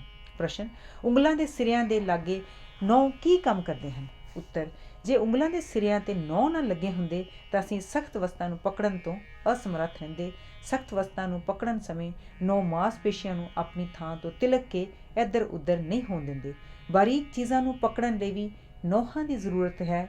ਕਿਸੇ ਚੀਜ਼ ਨੂੰ ਪੋਲਿਸ਼ ਕਰਨ ਜਾਂ ਖੁਰਚਣ ਵਿੱਚ, ਫਲਾਂ ਅਤੇ ਸਬਜ਼ੀਆਂ ਨੂੰ ਛਿੱਲਣ ਵਿੱਚ ਵੀ ਅਤੇ ਹੋਰ ਬਾਰੀਕੀ ਦੇ ਕੰਮਾਂ ਵਿੱਚ ਨਹੁੰ ਬੜੀ ਮਦਦ ਕਰਦੇ ਹਨ। ਪ੍ਰਸ਼ਨ, ਨਹੁੰ ਕਿਵੇਂ ਬਣਦੇ ਹਨ? ਨਹੁੰ ਉੱਪਰ ਚਮੜੀ ਦਾ ਹਿੱਸਾ ਹਨ। ਮਾਸਪੇਸ਼ੀਆਂ ਦਾ ਨਹੁੰਾਂ ਦੇ ਥੱਲੇ ਵਾਲਾ ਹਿੱਸਾ ਬੜਾ ਨਾਜ਼ੁਕ ਅਤੇ ਬਰੀਕ ਬਰੀਕ ਆਰੀ ਦੇ ਦੰਦਿਆਂ ਵਰਗੇ ਉਭਾਰਾਂ ਦਾ ਬਣਿਆ ਹੁੰਦਾ ਹੈ। ਨਹੁੰਾਂ ਦਾ ਹੇਠਲਾ ਭਾਗ ਵੀ ਐਨ ਖੜੇ ਰੂਪ ਵਿੱਚ ਆਰੇ ਦੇ ਦੰਦਿਆਂ ਵਰਗੀਆਂ ਬਣੀਆਂ ਪਲੇਟਾਂ ਦਾ ਬਣਿਆ ਹੁੰਦਾ ਹੈ, ਜੋ ਮਾਸਪੇਸ਼ੀਆਂ ਦੀਆਂ ਤਹਿਾਂ ਵਿੱਚ ਪੂਰੀ ਤਰ੍ਹਾਂ ਫਿੱਟ ਹੋ ਜਾਂਦਾ ਹੈ। ਇਸ ਤਰ੍ਹਾਂ ਨਹੁੰ ਅਤੇ ਮਾਸਪੇਸ਼ੀਆਂ ਦੋਵੇਂ ਇੱਕ ਦੂਜੇ ਨੂੰ ਜਕੜ ਲੈਂਦੇ ਹਨ। ਮਾਸਪੇਸ਼ੀਆਂ ਦੀਆਂ ਹੇਠਲੀਆਂ ਤਹਿਾਂ ਵਿੱਚ ਬਹੁ ਗਿਣਤੀ ਵਿੱਚ ਲਹੂ ਦੀਆਂ ਨਾਲੀਆਂ ਹੁੰਦੀਆਂ ਹਨ ਜੋ ਨਹੁੰਾਂ ਨੂੰ ਬਣਾਉਂਦੀਆਂ ਹਨ। ਉਸ ਹਿੱਸੇ ਵਿੱਚ ਜਿੱਥੇ ਇਹ ਹੁੰਦੀਆਂ ਹਨ ਨਹੁੰ ਲਾਲ ਰੰਗ ਦੀ ਭਾ ਮਾਰਦਾ ਹੈ, ਪਰ ਨਹੁੰ ਦੀ ਜੜ ਲਾਗੇ ਕੁਝ ਹਿੱਸੇ ਵਿੱਚ ਇਹ ਬਹੁਤ ਘੱਟ ਹੁੰਦੀਆਂ ਹਨ, ਇਸ ਲਈ ਇਸ ਹਿੱਸੇ ਦਾ ਰੰਗ ਬਾਕੀ ਹਿੱਸੇ ਨਾਲੋਂ ਕੁਝ ਫਿੱਕਾ ਹੁੰਦਾ ਹੈ। ਪੈਪੀਲੀ ਕੀ ਹੁੰਦੀਆਂ ਹਨ? ਸੂਜਕ ਨਸਾਂ ਦੇ ਸਿਰੇ ਜੋ ਸਾਡੀ ਖੱਲੜੀ ਦੇ ਲਾਗੇ ਆ ਕੇ ਨਿੱਕੇ ਨਿੱਕੇ ਉਭਾਰਾਂ ਦੇ ਰੂਪ ਵਿੱਚ ਬੰਦ ਹੁੰਦੇ ਹਨ, ਪੈਪੀਲੀ ਕਹਾਉਂਦੀਆਂ ਹਨ। ਇਹ ਮਨੁੱਖ ਦੀ ਚਮੜੀ ਨੂੰ ਛੋਹ ਦੀ ਸੂਝ ਦਿੰਦੀਆਂ ਹਨ। ਪ੍ਰਸ਼ਨ, ਜਦ ਅਸੀਂ ਹੱਥ ਨਾਲ ਕਿਸੇ ਚੀਜ਼ ਨੂੰ ਛੂੰਹਦੇ ਹਾਂ ਤਾਂ ਪੈਪੀਲੀ 'ਤੇ ਕੀ ਅਸਰ ਹੁੰਦਾ ਹੈ? ਉੱਤਰ, ਜੇ ਕਿਸੇ ਚੀਜ਼ ਨੂੰ ਛੂਹਿਆ ਜਾਏ ਤਾਂ ਪੈਪੀਲੀ ਇੱਕਦਮ ਫੁੱਲ ਕੇ ਸਖਤ ਹੋ ਜਾਂਦੀਆਂ ਹਨ। ਇਸੇ ਤਰ੍ਹਾਂ ਜੇ ਹਨੇਰੇ ਵਿੱਚ ਕੋਈ ਚੀਜ਼ ਉਂਗਲਾਂ ਨਾਲ ਟਟੋਲੀ ਜਾਏ ਤਾਂ ਉਂਗਲਾਂ ਦੇ ਸਿਰੇ ਸਖਤ ਹੋ ਜਾਂਦੇ ਹਨ। ਜੇ ਹੱਥ ਇਸੇ ਹਾਲਤ ਵਿੱਚ ਕੁਝ ਚਿਰ ਰਹਿਣ ਤਾਂ ਹਲਕੀ ਜਿਹੀ ਪੀੜ ਵੀ ਹੋਣੀ ਸ਼ੁਰੂ ਹੋ ਜਾਂਦੀ ਹੈ, ਜੋ ਇਹਨਾਂ ਪੈਪੀਲੀ ਦੇ ਸਿਰਿਆਂ ਦੇ ਫੁੱਲ ਕੇ ਵੱਧ ਜਾਣ ਨਾਲ ਹੁੰਦੀ ਹੈ। ਜੇ ਕੋਈ ਕੀੜਾ ਸਾਡੀ ਚਮੜੀ 'ਤੇ ਸਾਨੂੰ ਬਿਨਾਂ ਪਤਾ ਲੱਗਿਆਂ ਆ ਬੈਠੇ ਤਾਂ ਪੈਪੀਲੀ 'ਤੇ ਕੋਈ ਅਸਰ ਨਹੀਂ ਹੁੰਦਾ, ਪਰ ਜੇ ਮਨੁੱਖ ਦੀ ਉਸ 'ਤੇ ਨਜ਼ਰ ਪੈ ਜਾਵੇ ਤਾਂ ਉਸੇ ਵੇਲੇ ਫੁੱਲ ਜਾਂਦੀਆਂ ਹਨ ਅਤੇ ਮਨੁੱਖ ਕੀੜੀ ਦੀ ਹਰ ਹਰਕਤ ਮਹਿਸੂਸ ਕਰਨ ਲੱਗ ਪੈਂਦਾ ਹੈ। ਪ੍ਰਸ਼ਨ, ਚਮੜੀ ਥੋੜ੍ਹੀ ਬਹੁਤ ਖੁਰਦਰੀ ਕਿਉਂ ਹੁੰਦੀ ਹੈ? ਉੱਤਰ, ਚਮੜੀ ਦੇ ਖੁਰਦਰੇ ਹੋਣ ਨਾਲ ਛੋਹ ਸੂਝ ਤੀਬਰ ਹੋ ਜਾਂਦੀ ਹੈ। ਹਥੇਲੀਆਂ ਅਤੇ ਪੈਰਾਂ ਦੇ ਤਲਿਆਂ 'ਤੇ ਚਮੜੀ ਦੇ ਖੁਰਦਰੇ ਹੋਣ ਨਾਲ ਪਕੜ ਮਜ਼ਬੂਤ ਹੁੰਦੀ ਹੈ। ਪੈਰ ਜ਼ਮੀਨ ਤੇ ਚੰਗੀ ਤਰ੍ਹਾਂ ਜੰਮਦਾ ਹੈ ਤੇ ਹੱਥ ਵਿੱਚੋਂ ਬਾਰੀਕ ਤੋਂ ਬਾਰੀਕ ਚੀਜ਼ ਵੀ ਤਿਲਕ ਕੇ ਥੱਲੇ ਨਹੀਂ ਡਿੱਗਦੀ। ਪ੍ਰਸ਼ਨ, ਸਰਦੀ ਵਿੱਚ ਚਮੜੀ ਦਾ ਰੰਗ ਨੀਲਾ ਕਿਉਂ ਪੈ ਜਾਂਦਾ ਹੈ? ਉੱਤਰ, ਸਰਦੀ ਕਾਰਨ ਸੂਜਕ ਨਸਾਂ ਦੀ ਸ਼ਕਤੀ ਕੁਝ ਘਟ ਜਾਂਦੀ ਹੈ ਤੇ ਲਹੂ ਦੀਆਂ ਨਾਲੀਆਂ ਸੁੰਗੜ ਜਾਂਦੀਆਂ ਹਨ। ਇਸ ਨਾਲ ਲਹੂ ਦਾ ਬਹੁਤ ਸਾਰਾ ਚਮੜੀ ਦੇ ਥੱਲੇ ਵੱਲ ਚਲਾ ਜਾਂਦਾ ਹੈ ਤੇ ਚਮੜੀ ਪੀਲੀ ਪੈ ਜਾਂਦੀ ਹੈ। ਬਾਕੀ ਦਾ ਰਹਿ ਗਿਆ ਲਹੂ ਨਾਲਿਆਂ ਵਿੱਚ ਇਤਨੀ ਹੌਲੀ ਹੌਲੀ ਚੱਲਦਾ ਹੈ ਕਿ ਆਪਣਾ ਚੱਕਰ ਪੂਰਾ ਕਰਕੇ ਸ਼ਿਰਾਵਾਂ ਵਿੱਚ ਪਹੁੰਚਣ ਤੋਂ ਪਹਿਲਾਂ ਇਸ ਦਾ ਸੂਹਾ ਰੰਗ ਨੀਲਾਣ ਵਿੱਚ ਬਦਲ ਜਾਂਦਾ ਹੈ। ਚਰਬੀ ਦਾ ਹੋਣਾ ਸਾਡੇ ਸਰੀਰ ਵਿੱਚ ਕਿਉਂ ਜ਼ਰੂਰੀ ਹੈ? ਉੱਤਰ, ਇਹ ਸਾਡੇ ਸਰੀਰ ਦੇ ਅੰਗਾਂ ਗਿਰਦ ਇੱਕ ਗੁਦਗਦੀ ਜਿਹੀ ਤੈਅ ਬਣਾਉਂਦੀ ਹੈ ਤਾਂ ਜੋ ਅੰਗਾਂ ਨੂੰ, ਜੋ ਬਹੁਤ ਨਾਜ਼ੁਕ ਹੁੰਦੇ ਹਨ, ਕਿਸੇ ਕਿਸਮ ਦਾ ਹਜੋਕਾ ਲੱਗਣ ਨਾਲ ਹਾਨੀ ਨਾ ਪਹੁੰਚੇ। ਪੈਰਾਂ ਦੇ ਤਲੇ ਜਿਨ੍ਹਾਂ 'ਤੇ ਸਾਰੇ ਸਰੀਰ ਦਾ ਭਾਰ ਪੈਂਦਾ ਹੈ ਤੇ ਜਿਨ੍ਹਾਂ 'ਤੇ ਹਰਕਤ ਨਾਲ ਸਰੀਰ ਨੂੰ ਝਟਕਾ ਲੱਗਦਾ ਹੈ, ਚਰਬੀ ਦੀ ਤੈਅ ਨਾਲ ਸੁਰੱਖਿਅਤ ਰਹਿੰਦੇ ਹਨ। ਉਹਨਾਂ ਨੂੰ ਕੋਈ ਨੁਕਸਾਨ ਨਹੀਂ ਪਹੁੰਚਦਾ। ਜਿਵੇਂ ਗੱਡੀ ਦੇ ਪਿਛਲੇ ਪਾਸੇ ਲੱਗਾ ਸਪਰਿੰਗ ਗੱਡੀ ਨੂੰ ਬਹੁਤ ਜ਼ੋਰ ਦਾ ਝਟਕਾ ਨਹੀਂ ਲੱਗਣ ਦਿੰਦਾ। ਇਸ ਤੋਂ ਇਲਾਵਾ ਚਰਬੀ ਸਰੀਰ ਵਿੱਚ ਹੋਰ ਕੀ ਮਹੱਤਵਪੂਰਨ ਕੰਮ ਕਰਦੀ ਹੈ? ਇਹ ਗਰਮੀ ਦੀ ਕੁਚਾਲਕ ਹੈ, ਇਸ ਲਈ ਸਰੀਰ ਦੀ ਗਰਮੀ ਨੂੰ ਬਾਹਰੋਂ ਜਾਣ ਤੋਂ ਰੋਕਦੀ ਹੈ ਤੇ ਸਰੀਰ ਨੂੰ ਨਿੱਘਿਆ ਰੱਖਦੀ ਹੈ। ਇਹ ਸਰੀਰ ਦੇ ਦੁਆਲੇ ਰਜਾਈ ਦਾ ਕੰਮ ਕਰਦੀ ਹੈ। ਇਸ ਲਈ ਮੋਟੇ ਆਦਮੀਆਂ ਨੂੰ, ਜਿਨ੍ਹਾਂ ਵਿੱਚ ਚਰਬੀ ਜ਼ਿਆਦਾ ਹੁੰਦੀ ਹੈ, ਪਤਲਿਆਂ ਨਾਲੋਂ ਘੱਟ ਸਰਦੀ ਲੱਗਦੀ ਹੈ। ਸਿਰ ਤੇ ਵਾਲ ਉੱਗਣ ਦਾ ਕੀ ਕਾਰਨ ਹੈ? ਇੱਕ ਤਾਂ ਇਹ ਸਿਰ ਨੂੰ ਸੱਟ ਲੱਗਣ ਤੋਂ ਬਚਾਉਂਦੇ ਹਨ, ਦੂਜੇ ਇਹ ਗਰਮੀ ਦੇ ਕੁਚਾਲਕ ਹੁੰਦੇ ਹਨ ਤੇ ਇੱਕ ਕਿਸਮ ਦੇ ਨਮਦੇ ਦਾ ਕੰਮ ਵੀ ਕਰਦੇ ਹਨ ਤੇ ਹਵਾ ਨੂੰ ਸਿੱਧਾ ਸਿਰ ਨਾਲ ਛੂਹਣ ਤੋਂ ਰੋਕਦੇ ਹਨ। ਇਸ ਤਰ੍ਹਾਂ ਸਿਰ ਦਾ ਤਾਪਮਾਨ ਇੱਕੋ ਜਿਹਾ ਰਹਿੰਦਾ ਹੈ। ਇਹਨਾਂ ਵਿੱਚ ਖਾਸ ਕਿਸਮ ਦਾ ਤੇਲ ਨਿਕਲਦਾ ਰਹਿੰਦਾ ਹੈ, ਇਸ ਲਈ ਇਹਨਾਂ ਦੇ ਉੱਤੇ ਪਾਣੀ ਬਹੁਤਾ ਚਿਰ ਨਹੀਂ ਠਹਿਰ ਸਕਦਾ ਤੇ ਇੱਕਦਮ ਸੁੱਕ ਜਾਂਦਾ ਹੈ। ਪ੍ਰਸ਼ਨ, ਮਨੁੱਖੀ ਅੰਗ ਬਚਪਨ ਵਿੱਚ ਗੋਲ-ਮੋਲ ਤੇ ਨਰਮ ਕਿਉਂ ਹੁੰਦੇ ਹਨ ਤੇ ਵੱਡਿਆਂ ਹੋ ਕੇ ਸਖਤ ਤੇ ਤਿੱਖੇ ਕਿਉਂ ਹੋ ਜਾਂਦੇ ਹਨ? ਬਚਪਨ ਵਿੱਚ ਸਰੀਰ ਠੋਸ ਪਦਾਰਥ ਨਾਲੋਂ ਤਰਲ ਪਦਾਰਥ ਦੀ ਮਾਤਰਾ ਜ਼ਿਆਦਾ ਹੁੰਦੀ ਹੈ। ਉਮਰ ਦੇ ਨਾਲ ਨਾਲ ਤਰਲ ਤੇ ਠੋਸ ਪਦਾਰਥਾਂ ਦਾ ਆਪਸੀ ਅਨੁਪਾਤ ਬਦਲ ਜਾਂਦਾ ਹੈ ਤੇ ਤਰਲ ਨਾਲੋਂ ਠੋਸ ਪਦਾਰਥਾਂ ਦੀ ਮਾਤਰਾ ਵੱਧ ਜਾਂਦੀ ਹੈ। ਇਸ ਕਾਰਨ ਮਨੁੱਖ ਦੇ ਸਰੀਰ ਵਿੱਚ ਉੱਪਰ ਲਿਖੇ ਪਰਿਵਰਤਨ ਆ ਜਾਂਦੇ ਹਨ। ਪ੍ਰਸ਼ਨ, ਕੀ ਇਸ ਪਰਿਵਰਤਨ ਦਾ ਹੋਰ ਵੀ ਕੋਈ ਕਾਰਨ ਹੈ? ਹਾਂ, ਬਚਪਨ ਸਮੇਂ ਸਰੀਰ ਵਿੱਚ ਤਰਲ ਪਦਾਰਥ ਠੋਸ ਪਦਾਰਥਾਂ ਨਾਲੋਂ ਜ਼ਿਆਦਾ ਲੋੜੀਂਦੇ ਹਨ ਕਿਉਂਕਿ ਸਰੀਰ ਨੇ ਵਧਣਾ ਫੁੱਲਣਾ ਹੁੰਦਾ ਹੈ ਤੇ ਤਰਲ ਪਦਾਰਥ ਹਰ ਥਾਂ ਆਸਾਨੀ ਨਾਲ ਪਹੁੰਚ ਕੇ ਉਸਾਰੀ ਦਾ ਕੰਮ ਸੌਖਿਆਂ ਕਰਦੇ ਰਹਿੰਦੇ ਹਨ। ਇਹ ਤਰਲ ਪਦਾਰਥ ਹਰ ਥਾਂ ਖੁਰਾਕ ਪਹੁੰਚਾਉਂਦੇ ਹਨ ਤੇ ਤੋੜ-ਫੋੜ ਕਿਰਿਆ ਦੁਆਰਾ ਪੈਦਾ ਹੋਏ ਹਾਨੀਕਾਰਕ ਪਦਾਰਥਾਂ ਨੂੰ ਸਰੀਰ ਵਿੱਚੋਂ ਬਾਹਰ ਕੱਢਦੇ ਰਹਿੰਦੇ ਹਨ। ਰੀੜ੍ਹ ਦੀ ਹੱਡੀ ਦੇ ਲਚਕਦਾਰ ਹੋਣ ਦਾ ਕਾਰਨ ਕੀ ਹੈ? ਕਿਹਾ ਜਾਂਦਾ ਹੈ ਕਿ ਇਸ ਤਰ੍ਹਾਂ ਲਹੂ ਦੇ ਵਿੱਚ ਤਰਲ ਦੀ ਮਾਤਰਾ ਚੋਖੀ ਮਾਤਰਾ ਹੋਣ ਕਾਰਨ ਰੀੜ੍ਹ ਦੀ ਹੱਡੀ ਵਿੱਚ ਮਾਲਾ ਵਾਂਗ 33 ਮਣਕੇ ਹੁੰਦੇ ਹਨ। ਇਹਨਾਂ ਦੇ ਵਿਚਕਾਰ ਕਾਰਟਿਲੇਜ ਦੀ ਇੱਕ ਤਹਿ ਹੁੰਦੀ ਹੈ। ਤੁਰਨ ਫਿਰਨ ਜਾਂ ਕਿਸੇ ਹੋਰ ਕੰਮ ਕਰਨ ਸਮੇਂ ਇਹਨਾਂ 'ਤੇ ਦਬਾਅ ਪੈਂਦਾ ਰਹਿੰਦਾ ਹੈ, ਜਿਸ ਨਾਲ ਹਰ ਮਨੁੱਖ ਦਾ ਕੱਦ ਸ਼ਾਮ ਨੂੰ ਅੱਧੀ ਇੰਚ ਦੇ ਲਗਭਗ ਘਟ ਜਾਂਦਾ ਹੈ ਤੇ ਰਾਤ ਆਰਾਮ ਕਰਨ ਪਿੱਛੋਂ ਸਵੇਰ ਤੱਕ ਇਹ ਘਾਟ ਪੂਰੀ ਹੋ ਜਾਂਦੀ ਹੈ। ਪ੍ਰਸ਼ਨ, ਰੀੜ੍ਹ ਦੀ ਹੱਡੀ ਲਚਕਦਾਰ ਹੋਣ ਦਾ ਕੀ ਲਾਭ ਹੈ? ਉੱਤਰ, ਇਸ ਨਾਲ ਸਾਡੇ ਸਰੀਰ ਦੇ ਅੰਗਾਂ ਨੂੰ ਇੱਧਰ ਉੱਧਰ ਮੁੜਨ ਤੇ ਹਰਕਤ ਕਰਨ ਵਿੱਚ ਆਸਾਨੀ ਹੁੰਦੀ ਹੈ। ਜਿਵੇਂ ਹੀ ਮਨੁੱਖ ਦੇ ਮਨ ਵਿੱਚ ਕੋਈ ਫੁਰਨਾ ਫੁਰਦਾ ਹੈ, ਉਹ ਉਸੇ ਅਨੁਸਾਰ ਆਪਣੇ ਅੰਗਾਂ ਨੂੰ ਹਰਕਤ ਵਿੱਚ ਲਿਆ ਕੇ ਉਸ ਫੁਰਨੇ ਨੂੰ ਸਾਕਾਰ ਰੂਪ ਦਿੰਦਾ ਹੈ। ਜੇ ਰੀੜ੍ਹ ਦੀ ਹੱਡੀ ਵਿੱਚ ਇਹ ਲਚਕ ਨਾ ਹੁੰਦੀ ਤਾਂ ਸਰੀਰ ਦੇ ਉਹ ਸਭ ਅੰਗ ਜਿਨ੍ਹਾਂ ਨਾਲ ਇਸ ਦਾ ਸੰਬੰਧ ਹੈ ਆਕੜੇ ਰਹਿੰਦੇ ਤੇ ਕਿਸੇ ਖਾਸ ਦਿਸ਼ਾ ਤੋਂ ਸਿਵਾ ਉਹਨਾਂ ਨੂੰ ਹੋਰ ਜ਼ਿਆਦਾ ਮੁੜਨ ਦੀ ਖੁੱਲ੍ਹ ਨਾ ਹੁੰਦੀ। ਮੂੰਹ ਦੇ ਅਗਲੇ ਦੰਦ ਚਾਕੂ ਦੀ ਧਾਰ ਵਾਂਗ ਤਿੱਖੇ ਤੇ ਪਿਛਲੇ ਚੱਕੀ ਦੇ ਪੁੜ ਵਾਂਗ ਚਪਟੇ ਕਿਉਂ ਹੁੰਦੇ ਹਨ? ਉੱਤਰ, ਕਿਉਂਕਿ ਅਗਲੇ ਦੰਦਾਂ ਦਾ ਕੰਮ ਖੁਰਾਕ ਨੂੰ ਕੱਟਣਾ, ਛੋਟੇ-ਛੋਟੇ ਟੁਕੜਿਆਂ ਵਿੱਚ ਵੰਡਣਾ ਹੈ, ਇਸ ਲਈ ਉਹ ਚਾਕੂ ਵਾਂਗ ਤਿੱਖੇ ਹੁੰਦੇ ਹਨ। ਪਿਛਲੇ ਦੰਦਾਂ ਦਾ ਕੰਮ ਕੱਟੀ ਹੋਈ ਖੁਰਾਕ ਨੂੰ ਪੀ ਕੇ ਬਰੀਕ ਕਰਨਾ ਹੈ ਤਾਂ ਜੋ ਮੂੰਹ ਦਾ ਪਾਚਕ ਰਸ ਇਸ ਨਾਲ ਚੰਗੀ ਤਰ੍ਹਾਂ ਘੁਲ ਮਿਲ ਜਾਏ ਤੇ ਖੁਰਾਕ ਹਜਮ ਹੋ ਜਾਏ। ਪ੍ਰਸ਼ਨ, ਹਾਜਮਾ ਕੀ ਹੁੰਦਾ ਹੈ? ਖੁਰਾਕ ਵਿਚਲੇ ਅਕੁੱਲ ਤੱਤਾਂ ਦਾ ਸਰੀਰਕ ਰਸਾਂ ਦੇ ਅਸਰ ਨਾਲ ਘੁਲਣਸ਼ੀਲ ਬਣਨ ਦੀ ਕਿਰਿਆ ਨੂੰ ਹਾਜਮਾ ਕਹਿੰਦੇ ਹਨ। ਘੁਲਣਸ਼ੀਲ ਖੁਰਾਕ ਲਹੂ ਵਿੱਚ ਇੱਕਮਿਕ ਹੋ ਕੇ ਲਹੂ ਨਾਲ ਸਰੀਰ ਦੇ ਸਭ ਅੰਗਾਂ ਤੱਕ ਪਹੁੰਚਦੀ ਹੈ ਤੇ ਉਹਨਾਂ ਨੂੰ ਆਪੋ ਆਪਣੀਆਂ ਕਿਰਿਆਵਾਂ ਕਰਨ ਦੀ ਸ਼ਕਤੀ ਬਖਸ਼ਦੀ ਹੈ। ਪ੍ਰਸ਼ਨ, ਹੱਡੀਆਂ ਤੇ ਮਾਸਪੇਸ਼ੀਆਂ ਸਰੀਰ ਵਿੱਚ ਕੀ ਕੰਮ ਕਰਦੀਆਂ ਹਨ? ਉੱਤਰ, ਹੱਡੀਆਂ ਸਰੀਰ ਵਿੱਚ ਉਹੀ ਕੰਮ ਕਰਦੀਆਂ ਹਨ ਜੋ ਥੰਮ ਜਹਾਜ਼ ਦੀ ਉਸਾਰੀ ਵਿੱਚ ਕੰਮ ਕਰਦੇ ਹਨ। ਹੱਡੀਆਂ ਸਰੀਰ ਦੇ ਅੰਗਾਂ ਨੂੰ ਸਹਾਰਾ ਤੇ ਸਰੀਰ ਨੂੰ ਆਕਾਰ ਦਿੰਦੀਆਂ ਹਨ। ਮਾਸਪੇਸ਼ੀਆਂ ਰਬੜ ਦੀ ਰੱਸੀ ਵਾਂਗ ਫੈਲਣ ਅਤੇ ਸੁੰਗੜਨ ਦੀ ਸ਼ਕਤੀ ਰੱਖਦੀਆਂ ਹਨ। ਇਸ ਗੁਣ ਦੁਆਰਾ ਉਹ ਸਰੀਰ ਦੀਆਂ ਹੱਡੀਆਂ ਨੂੰ ਗਤੀ ਦਿੰਦੀਆਂ ਹਨ। ਜੇ ਹੱਡੀਆਂ ਸਰੀਰ ਦੇ ਭਾਰ ਦੇ ਮੁਕਾਬਲੇ ਵਿੱਚ ਕਮਜ਼ੋਰ ਹੋਣ ਤਾਂ ਉਹ ਜਾਂ ਤਾਂ ਮੁੜ ਜਾਂਦੀਆਂ ਹਨ ਜਾਂ ਆਪਣੀ ਨਿਸ਼ਚਿਤ ਥਾਂ ਤੋਂ ਪਰੇ ਹੋ ਜਾਂਦੀਆਂ ਹਨ। ਜੇ ਮਾਸਪੇਸ਼ੀਆਂ ਕਮਜ਼ੋਰ ਹੋਣ ਤਾਂ ਹੱਡੀਆਂ ਬੋਝ ਨੂੰ ਚੁੱਕਣ ਦਾ ਕੰਮ ਯੋਗਤਾ ਨਾਲ ਨਹੀਂ ਕਰ ਸਕਦੀਆਂ। ਹੱਡੀਆਂ ਜਹਾਜ਼ ਦੇ ਥੰਮਾਂ ਅਤੇ ਮਾਸਪੇਸ਼ੀਆਂ ਬਾਦਬਾਨਾਂ ਦੀ ਨਿਆਈ ਹਨ। ਦੋਨੋਂ ਰਲ ਕੇ ਮਨੁੱਖ ਦੇ ਸਰੀਰ ਰੂਪੀ ਜਹਾਜ਼ ਨੂੰ ਹਰਕਤ ਦਿੰਦੀਆਂ ਹਨ। ਬਚਪਨ ਵਿੱਚ ਕਈ ਬੱਚਿਆਂ ਦੀਆਂ ਹੱਡੀਆਂ ਮੁੜ ਕਿਉਂ ਜਾਂਦੀਆਂ ਹਨ? ਬਚਪਨ ਵਿੱਚ ਹੱਡੀਆਂ ਨਰਮ ਹੁੰਦੀਆਂ ਹਨ। ਜੇ ਬਿਲਕੁਲ ਛੋਟੇ ਬੱਚੇ ਨੂੰ ਵਕਤ ਤੋਂ ਪਹਿਲਾਂ ਬੈਠਣਾ ਉੱਠਣਾ ਸਿਖਾਇਆ ਜਾਏ ਤਾਂ ਪੱਠੇ ਹੱਡੀਆਂ 'ਤੇ ਖਿੱਚ ਪਾਉਂਦੇ ਹਨ ਅਤੇ ਹੱਡੀਆਂ ਮੁੜ ਜਾਂਦੀਆਂ ਹਨ। ਜਿਵੇਂ ਜਹਾਜ਼ਾਂ ਦੇ ਥੰਮ ਕਮਜ਼ੋਰ ਹੋਣ ਤਾਂ ਬਾਦਬਾਨਾਂ ਵਿੱਚ ਜ਼ਿਆਦਾ ਹਵਾ ਭਰਨ ਨਾਲ ਉਹਨਾਂ ਦੇ ਟੁੱਟ ਜਾਣ ਦਾ ਖਤਰਾ ਹੁੰਦਾ ਹੈ। ਇਸ ਤੋਂ ਇਲਾਵਾ ਲੰਮੀ ਬਿਮਾਰੀ ਜਾਂ ਅਚਾਨਕ ਡਰਨ ਜਾਣ ਨਾਲ ਪੱਠੇ ਕਮਜ਼ੋਰ ਹੋ ਜਾਂਦੇ ਹਨ ਅਤੇ ਹੱਡੀਆਂ ਵੀ ਘੱਟ ਗਤੀਸ਼ੀਲ ਹੋ ਜਾਂਦੀਆਂ ਹਨ।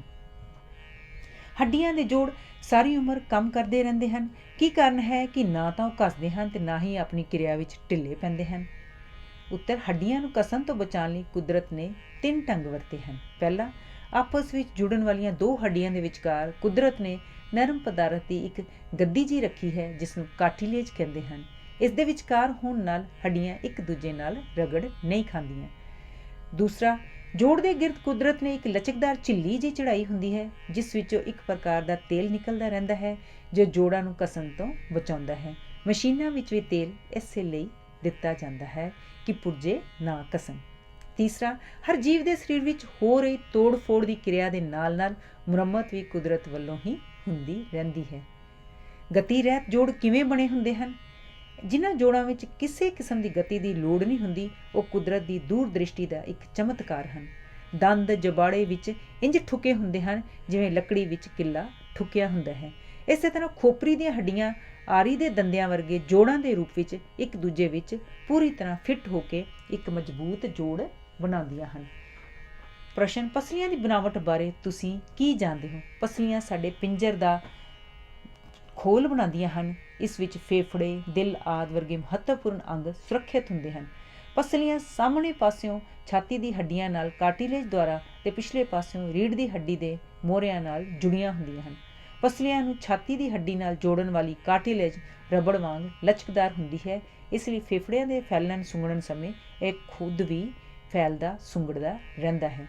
ਕੇਵਲ ਖੋਪਰੀ ਹੀ ਸਰੀਰ ਦੀਆਂ ਹੱਡੀਆਂ ਦਾ ਇੱਕ ਐਸਾ ਖੋਲ ਹੈ ਜੋ ਕਿਸੇ ਕਿਸਮ ਦੀ ਝਿੱਲੀ ਨਾਲ ਨਹੀਂ ਵਲੇਟਿਆ ਹੁੰਦਾ। ਇਸ ਦਾ ਕੀ ਕਾਰਨ ਹੈ? ਮਨੁੱਖ ਦੇ ਜੀਵਨ ਦੇ ਦਿਮਾਗ ਦੀ ਮਹੱਤਤਾ ਅਤੇ ਉਹ ਨਰਮ ਵਸਤੂ ਜਿਸ ਦਾ ਇਹ ਬਣਿਆ ਹੁੰਦਾ ਹੈ ਮੰਗ ਕਰਦੇ ਹਾਂ ਕਿ ਇਸ ਦੀ ਰੱਖਿਆ ਦੇ ਪ੍ਰਬੰਧ ਵੱਲ ਬਹੁਤ ਧਿਆਨ ਕੀਤਾ ਜਾਏ। ਇਸ ਤੋਂ ਇਲਾਵਾ ਖੋਪਰੀ ਦੀਆਂ ਹੱਡੀਆਂ ਕਿਸੇ ਕਿਸਮ ਦੀ ਗਤੀ ਕਰਨ ਲਈ ਨਹੀਂ ਬਣਾਈਆਂ ਗਈਆਂ ਬਲਕਿ ਨਿਰਾ ਪੂਰਾ ਬਚਾਓ ਦੀ ਖਾਤਰ ਹੀ ਬਣਾਈਆਂ ਗਈਆਂ ਹਨ। ਇਸ ਦਾ ਕੀ ਕਾਰਨ ਹੈ ਕਿ ਹੱਡੀਆਂ ਜੇ ਅਸਲ ਵਿੱਚ ਸਰੀਰ ਦੇ ਪਿੰਜਰ ਨੂੰ ਮਜ਼ਬੂਤ ਬਣਾਉਣ ਅਤੇ ਇਸ ਨੂੰ ਸਹਾਰਾ ਦੇਣ ਲਈ ਬਣਾਈਆਂ ਗਈਆਂ ਹਨ, ਇੱਕ ਦੂਜੇ ਨਾਲ ਸਿੱਧੇ ਰੂਪ ਵਿੱਚ ਨਹੀਂ ਜੁੜਦੀਆਂ। ਆਪਸ ਵਿੱਚ ਜੁੜਨ ਵਾਲੀਆਂ ਹੱਡੀਆਂ 2 ਹੱਡੀਆਂ ਦੇ ਵਿਚਕਾਰ ਕਾਰਟਿਲੇਜ ਦੀ ਇੱਕ ਲਚਕਦਾਰ ਜਿਹੀ ਗੱਦੀ ਲੱਗੀ ਹੁੰਦੀ ਹੈ। ਜੋ ਜੋੜ ਦੇ ਵਿਚਕਾਰ ਇਹ ਗੱਦੀ ਨਾ ਹੋਵੇ ਤਾਂ ਜਿੰਨੇ ਹਜੋਕੇ ਨਾਲ ਇਹਨਾਂ ਦਾ ਆਪਸ ਵਿੱਚ ਟਕਰਾ ਕੇ ਟੁੱਟ ਜਾਣ ਦਾ ਖਤਰਾ ਹੁੰਦਾ ਹੈ। ਕਾਰਟਿਲੇਜ ਦੀ ਇਹ ਗੱਦੀ ਹਜੋਕੇ ਦੇ ਅਸਰ ਨੂੰ ਆਪਣੇ ਆਪ ਵਿੱਚ ਸਮਾ ਕੇ ਹੱਡੀਆਂ ਨੂੰ ਹਾਨੀ ਤੋਂ ਪਹੁੰਚਾਉਂਦੀ ਹੈ। ਹੱਡੀਆਂ ਨੂੰ ਹਾਨੀ ਪਹੁੰਚਣ ਤੋਂ ਬਚਾਉਂਦੀ ਹੈ। ਪ੍ਰਸ਼ਨ, ਮਾਸਪੇਸ਼ੀਆਂ ਕੀ ਹੁੰਦੀਆਂ ਹਨ?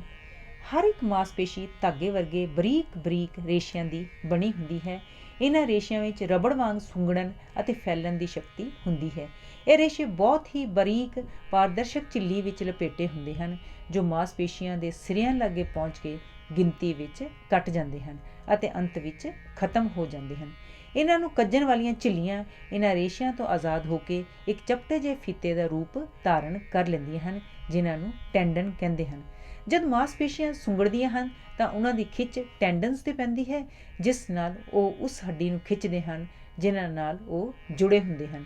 ਇਸ ਤਰ੍ਹਾਂ ਉਸ ਹੱਡੀ ਵਿੱਚ ਹਰਕਤ ਪੈਦਾ ਹੁੰਦੀ ਹੈ। ਪ੍ਰਸ਼ਨ, ਮਾਸਪੇਸ਼ੀਆਂ ਕਿੰਨੇ ਪ੍ਰਕਾਰ ਦੀਆਂ ਕਿਰਿਆਵਾਂ ਕਰਦੀਆਂ ਹਨ? ਉੱਤਰ, ਵੱਖ-ਵੱਖ ਮਾਸਪੇਸ਼ੀਆਂ ਵੱਖ-ਵੱਖ ਕਿਰਿਆਵਾਂ ਕਰਦੀਆਂ ਹਨ। ਕਈ ਤਾਂ ਉਹਨਾਂ ਅੰਗਾਂ ਨੂੰ ਜਿਨ੍ਹਾਂ ਨਾਲ ਉਹ ਜੁੜੀਆਂ ਹੁੰਦੀਆਂ ਹਨ ਅੰਦਰ ਵੱਲ ਖਿੱਚਦੀਆਂ ਹਨ, ਕਈ ਬਾਹਰ ਵੱਲ ਖਿੱਚਦੀਆਂ ਹਨ, ਕਈ ਤਿਰਛੇ ਰੁਖ ਖਿੱਚਦੀਆਂ ਹਨ ਜਿਵੇਂ ਕਿ ਡੇਲਿਆਂ ਨਾਲ ਸੰਬੰਧ ਰੱਖਣ ਵਾਲੀਆਂ ਮਾਸਪੇਸ਼ੀਆਂ। ਕਈ ਅੰਗਾਂ ਨੂੰ ਗੋਲ ਘੁਮਾਉਣ ਦਾ ਕੰਮ ਕਰਦੀਆਂ ਹਨ ਜਿਵੇਂ ਗਰਦਨ ਅਤੇ ਬਾਹਾਂ ਦੀਆਂ ਮਾਸਪੇਸ਼ੀਆਂ। ਕਈ ਅੱਖਾਂ ਦੀਆਂ ਝਿਮਣੀਆਂ ਨੂੰ ਉੱਪਰ ਵੱਲ ਖਿੱਚਦੀਆਂ ਹਨ, ਕਈ ਥੱਲੇ ਵੱਲ। ਕਈ ਅੰਗਾਂ ਵਿੱਚ ਵੱਟ ਪਾਉਣ ਦਾ ਕੰਮ ਕਰਦੀਆਂ ਹਨ ਜਿਵੇਂ ਕਿ ਬੁੱਲ੍ਹਾਂ ਦੇ ਕਿਨਾਰਿਆਂ ਦੀਆਂ ਮਾਸਪੇਸ਼ੀਆਂ। ਪ੍ਰਸ਼ਨ, ਸੂਜਕ ਨਸਾਂ ਕੀ ਹੁੰਦੀਆਂ ਹਨ? ਉੱਤਰ, ਇਹ ਧਾਗੇ ਵਰਗੀਆਂ ਬਰੀਕ ਬਰੀਕ ਤਾਰਾਂ ਹੁੰਦੀਆਂ ਹਨ ਜਿਨ੍ਹਾਂ ਦਾ ਸਾਰੇ ਸਰੀਰ ਵਿੱਚ ਜਾਲ ਫੈਲਿਆ ਹੁੰਦਾ ਹੈ। ਇਹ ਦੋ ਕਿਸਮ ਦੀਆਂ ਹੁੰਦੀਆਂ ਹਨ, ਇੱਕ ਸੰਵੇਦਕ ਤੇ ਦੂਸਰੀ ਚਾਲਕ। ਸੰਵੇਦਨਕ ਨਸਾਂ ਸਰੀਰ ਦੇ ਵੱਖ-ਵੱਖ ਹਿੱਸਿਆਂ ਤੋਂ ਸੰਦੇਸ਼ ਲੈ ਕੇ ਦਿਮਾਗ ਤੱਕ ਪਹੁੰਚਾਉਂਦੀਆਂ ਹਨ ਤੇ ਚਾਲਕ ਨਸਾਂ ਸੰਬੰਧਿਤ ਪੱਠਿਆਂ ਨੂੰ ਦਿਮਾਗ ਵੱਲੋਂ ਲੋੜੀਂਦੀ ਕਿਰਿਆ ਕਰਨ ਲਈ ਹੁਕਮ ਪਹੁੰਚਾਉਂਦੀਆਂ ਹਨ।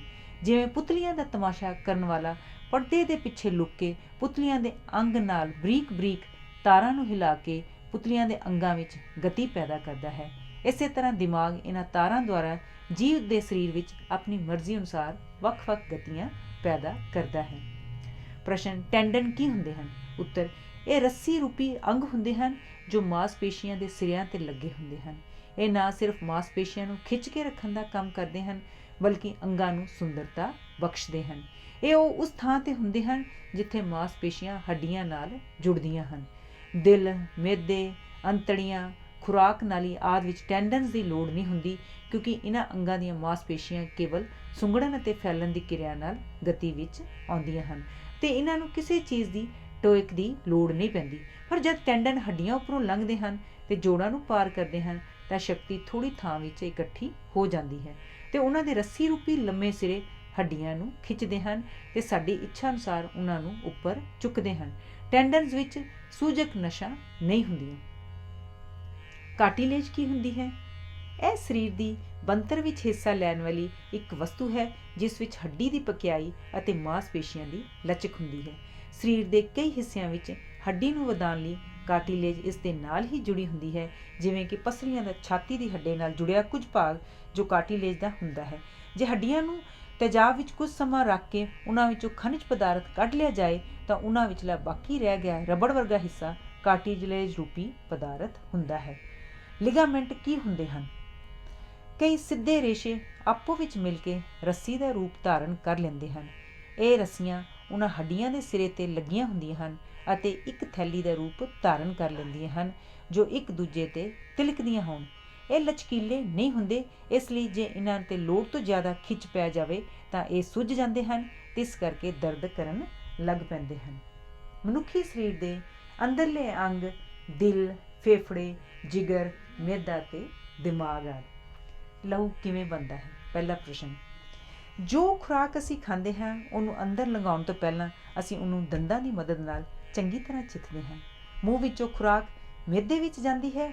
ਮਿਹਦੇ ਵਿੱਚ ਪੈਦਾ ਹੋਏ ਰਸਾਂ ਦੀ ਸਹਾਇਤਾ ਨਾਲ 4-5 ਘੰਟਿਆਂ ਅੰਦਰ ਉਹ ਇੱਕ ਕਿਸਮ ਦੀ ਲੇਟੀ ਦਾ ਰੂਪ ਧਾਰਨ ਕਰ ਲੈਂਦੀ ਹੈ ਜਿਸ ਨੂੰ ਅਸੀਂ ਚਾਇਮ ਕਹਿੰਦੇ ਹਾਂ। ਜਦ ਚਾਇਮ ਅੰਤੜੀਆਂ ਵਿੱਚ ਪਹੁੰਚਦੀ ਹੈ ਤਾਂ ਇਹ ਦੁੱਧਲੇ ਪਦਾਰਥ ਵਿੱਚ ਬਦਲ ਜਾਂਦੀ ਹੈ ਜਿਸ ਨੂੰ ਚਾਇਲ ਕਹਿੰਦੇ ਹਨ। ਇਹ ਦੁੱਧਲੇ ਰੰਗ ਦੇ ਪਦਾਰਥ ਤੋਂ ਲਹੂ ਬਣਦਾ ਹੈ। ਲਹੂ ਦੀ ਬਣਤਰ ਬਾਰੇ ਤੁਸੀਂ ਕੀ ਜਾਣਦੇ ਹੋ? ਲਹੂ ਇੱਕ ਹਲਕੇ ਜਿਹੇ ਮੋਤੀਆਂ ਰੰਗ ਦੇ ਪਾਰਦਰਸ਼ਕ ਤਰਲ ਦਾ ਬਣਿਆ ਹੁੰਦਾ ਹੈ ਜਿਸ ਵਿੱਚ 2 ਕਿਸਮ ਦੇ ਕਣ ਹੁੰਦੇ ਹਨ ਜੋ ਇਸ ਵਿੱਚ ਤਰਦੇ ਰਹਿੰਦੇ ਹਨ। ਇਸ ਤਰਲ ਨੂੰ ਪਲਾਜ਼ਮਾ ਕਹਿੰਦੇ ਹਨ ਤੇ ਕਣਾਂ ਨੂੰ ਸਫੇਦ ਅਤੇ ਲਾਲ ਕਣ। ਲਾਲ ਕਣ ਤਸ਼ਤਰੀਆਂ ਵਾਂਗ ਗੋਲ ਹੁੰਦੇ ਹਨ ਤੇ ਅਸਪੰਜ ਵਾਂਗ ਲਚਕੀਲੇ। ਇਹਨਾਂ ਵਿੱਚ ਇੱਕ ਲਾਲ ਪਦਾਰਥ ਦਾ ਰੰਗ ਹੁੰਦਾ ਹੈ ਜੋ ਲਹੂ ਨੂੰ ਲਾਲ ਰੰਗ ਦਿੰਦਾ ਹੈ। ਸਫੈਦ ਕਣ ਬੇਢੱਬੀ ਸ਼ਕਲ ਦੇ ਹੁੰਦੇ ਹਨ ਤੇ ਆਪਣਾ ਰੂਪ ਰੰਗ ਬਦਲਦੇ ਰਹਿੰਦੇ ਹਨ। ਪ੍ਰਸ਼ਨ, ਲਾਲ ਅਤੇ ਸਫੇਦ ਕਣ ਕੀ ਕੰਮ ਕਰਦੇ ਹਨ? ਲਾਲ ਕਣ ਫੇਫੜਿਆਂ ਵਿੱਚੋਂ ਆਕਸੀਜਨ ਜਜ਼ਬ ਕਰਕੇ ਸਾਰੇ ਸਰੀਰ ਵਿੱਚ ਥਾਂ-ਥਾਂ ਪਹੁੰਚਾਉਂਦੇ ਹਨ ਤੇ ਸਫੇਦ ਕਣ ਬਾਹਰੋਂ ਸਰੀਰ ਵਿੱਚ ਦਾਖਲ ਹੋਏ ਬਿਮਾਰੀ ਦੇ ਜਰਮਾਂ ਦਾ ਟਾਕਰਾ ਕਰਦੇ ਹਨ ਤੇ ਬਿਮਾਰੀ ਤੇ ਜਿੱਤ ਪ੍ਰਾਪਤ ਕਰਨ ਦੀ ਲਗਾਤਾਰ ਕੋਸ਼ਿਸ਼ ਕਰਦੇ ਰਹਿੰਦੇ ਹਨ। ਇਹ ਸਰੀਰ ਦੇ ਰੱਖਿਅਕ ਹਨ। ਲਹੂ ਸਰੀਰ ਵਿੱਚ ਦੌਰਾ ਕਿਵੇਂ ਕਰਦਾ ਹੈ ਤੇ ਕਿਵੇਂ ਸਾਫ਼ ਹੁੰਦਾ ਹੈ? ਉੱਤਰ, ਦਿਲ ਪੰਪ ਦਾ ਕੰਮ ਕਰਦਾ ਹੈ ਤੇ ਲਹੂ ਨੂੰ ਧਮਨੀਆਂ ਰਾਹੀਂ ਆਪਣੇ ਸਰੀਰ ਵਿੱਚ ਭੇਜਦਾ ਰਹਿੰਦਾ ਹੈ। ਧਮਨੀਆਂ ਅੰਗਾਂ ਵਿੱਚ ਜਾ ਕੇ ਬਾਰੀਕ-ਬਾਰੀਕ ਕੋਸ਼ਿਕਾਵਾਂ ਦੇ ਜਾਲ ਵਿੱਚ ਵੰਡੀਆਂ ਜਾਂਦੀਆਂ ਹਨ। ਲਹੂ ਆਕਸੀਜਨ ਅਤੇ ਖੁਰਾਕ ਨੂੰ ਥਾਂ-ਥਾਂ ਪਹੁੰਚਾ ਕੇ ਕਾਰਬਨ ਡਾਈਆਕਸਾਈਡ ਅਤੇ ਤੋੜ-ਫੋੜ ਕਿਰਿਆ ਦੁਆਰਾ ਪੈਦਾ ਹੋਈ ਗੰਦਗੀ ਇਕੱਠੀ ਕਰਕੇ ਕੋਸ਼ਿਕਾਵਾਂ ਤੋਂ ਹੋਰ ਕਿਸਮ ਦੀਆਂ ਨਾਲੀਆਂ ਰਾਹੀਂ, ਜਿਨ੍ਹਾਂ ਨੂੰ ਸ਼ਿਰਾਵਾਂ ਕਹਿੰਦੇ ਹਨ, ਦਿਲ ਦੇ ਸੱਜੇ ਪਾਸੇ ਵੱਲ ਮੁੜ ਜਾਂਦਾ ਹੈ ਤੇ ਉੱਥੋਂ ਸਾਫ਼ ਹੋਣ ਲਈ ਫੇਫੜਿਆਂ ਵਿੱਚ ਚਲਾ ਜਾਂਦਾ ਹੈ। ਫੇਫੜਿਆਂ ਵਿੱਚੋਂ ਸਾਫ਼ ਹੋ ਕੇ ਇਹ ਫਿਰ ਦਿਲ ਦੇ ਖੱਬੇ ਪਾਸੇ ਪਹੁੰਚ ਜਾਂਦਾ ਹੈ। ਦਿਲ ਦੀ ਬਣਾਵਟ ਬਾਰੇ ਤੁਸੀਂ ਕੀ ਜਾਣਦੇ ਹੋ? ਦਿਲ ਦੀ ਸ਼ਕਲ ਨਾਸ਼ਪਾਤੀ ਵਰਗੀ ਹੁੰਦੀ ਹੈ ਤੇ ਇਸ ਦਾ ਆਕਾਰ ਮਨੁੱਖ ਦੀ ਬੰਦ ਮੁੱਠੀ ਜਿੱਡਾ ਹੁੰਦਾ ਹੈ। ਇਹ ਲੰਬ ਦਿਸ਼ਾ ਵਿੱਚ 2 ਭਾਗਾਂ ਵਿੱਚ ਵੰਡਿਆ ਹੁੰਦਾ ਹੈ, ਸੱਜਾ ਅਤੇ ਖੱਬਾ ਪਾਸਾ। ਇਹ ਦੋਵੇਂ ਹਿੱਸੇ ਫਿਰ ਖੱਤਿਜ ਦਿਸ਼ਾ ਵਿੱਚ 2 ਹਿੱਸਿਆਂ ਵਿੱਚ ਵੰਡੇ ਹੋਏ ਹੁੰਦੇ ਹਨ। ਜੋ ਇੱਕ ਇੱਕ ਕਪਾੜ ਦੁਆਰਾ ਆਪਸ ਵਿੱਚ ਮਿਲੇ ਹੁੰਦੇ ਹਨ। ਉੱਪਰਲੀਆਂ ਭਾਗਾਂ ਨੂੰ ਔਰੀਕਲ ਅਤੇ ਥੱਲੇ ਵਾਲੇ ਭਾਗਾਂ ਨੂੰ ਵੈਂਟਰੀਕਲ ਕਹਿੰਦੇ ਹਨ। ਖੱਬੇ ਪਾਸੇ ਵੱਲ ਸਾਫ਼ ਲਹੂ ਹੁੰਦਾ ਹੈ ਅਤੇ ਸੱਜੇ ਪਾਸੇ ਵੱਲ ਗੰਦਾ। ਪ੍ਰਸ਼ਨ, ਜੀਵ ਦੇ ਸਰੀਰ ਵਿੱਚ ਲਹੂ ਦੀ ਇਤਨੀ ਮਹੱਤਤਾ ਕਿਉਂ ਹੈ? ਉੱਤਰ, ਲਹੂ ਸਰੀਰ ਦੇ ਹਰ ਅੰਗ ਨੂੰ ਤਾਕਤ ਅਤੇ ਤਾਜ਼ਗੀ ਬਖਸ਼ਦਾ ਹੈ। ਸਰੀਰ ਦੇ ਅੰਗਾਂ ਵਿੱਚ ਪੈਦਾ ਹੋਏ ਰਸ ਇਸ ਦੁਆਰਾ ਹੀ ਉਤਪੰਨ ਹੁੰਦੇ ਹਨ। ਹੱਡੀਆਂ, ਮਾਸਪੇਸ਼ੀਆਂ, ਝਿੱਲੀਆਂ, ਸੂਜਕ ਨਸਾਂ ਦਾ ਇੱਕ ਇੱਕ ਕਿਣਕਾ ਲਹੂ ਦੁਆਰਾ ਪ੍ਰਾਪਤ ਕੀਤੀ ਗਈ ਖੁਰਾਕ ਤੋਂ ਬਣਦਾ ਹੈ।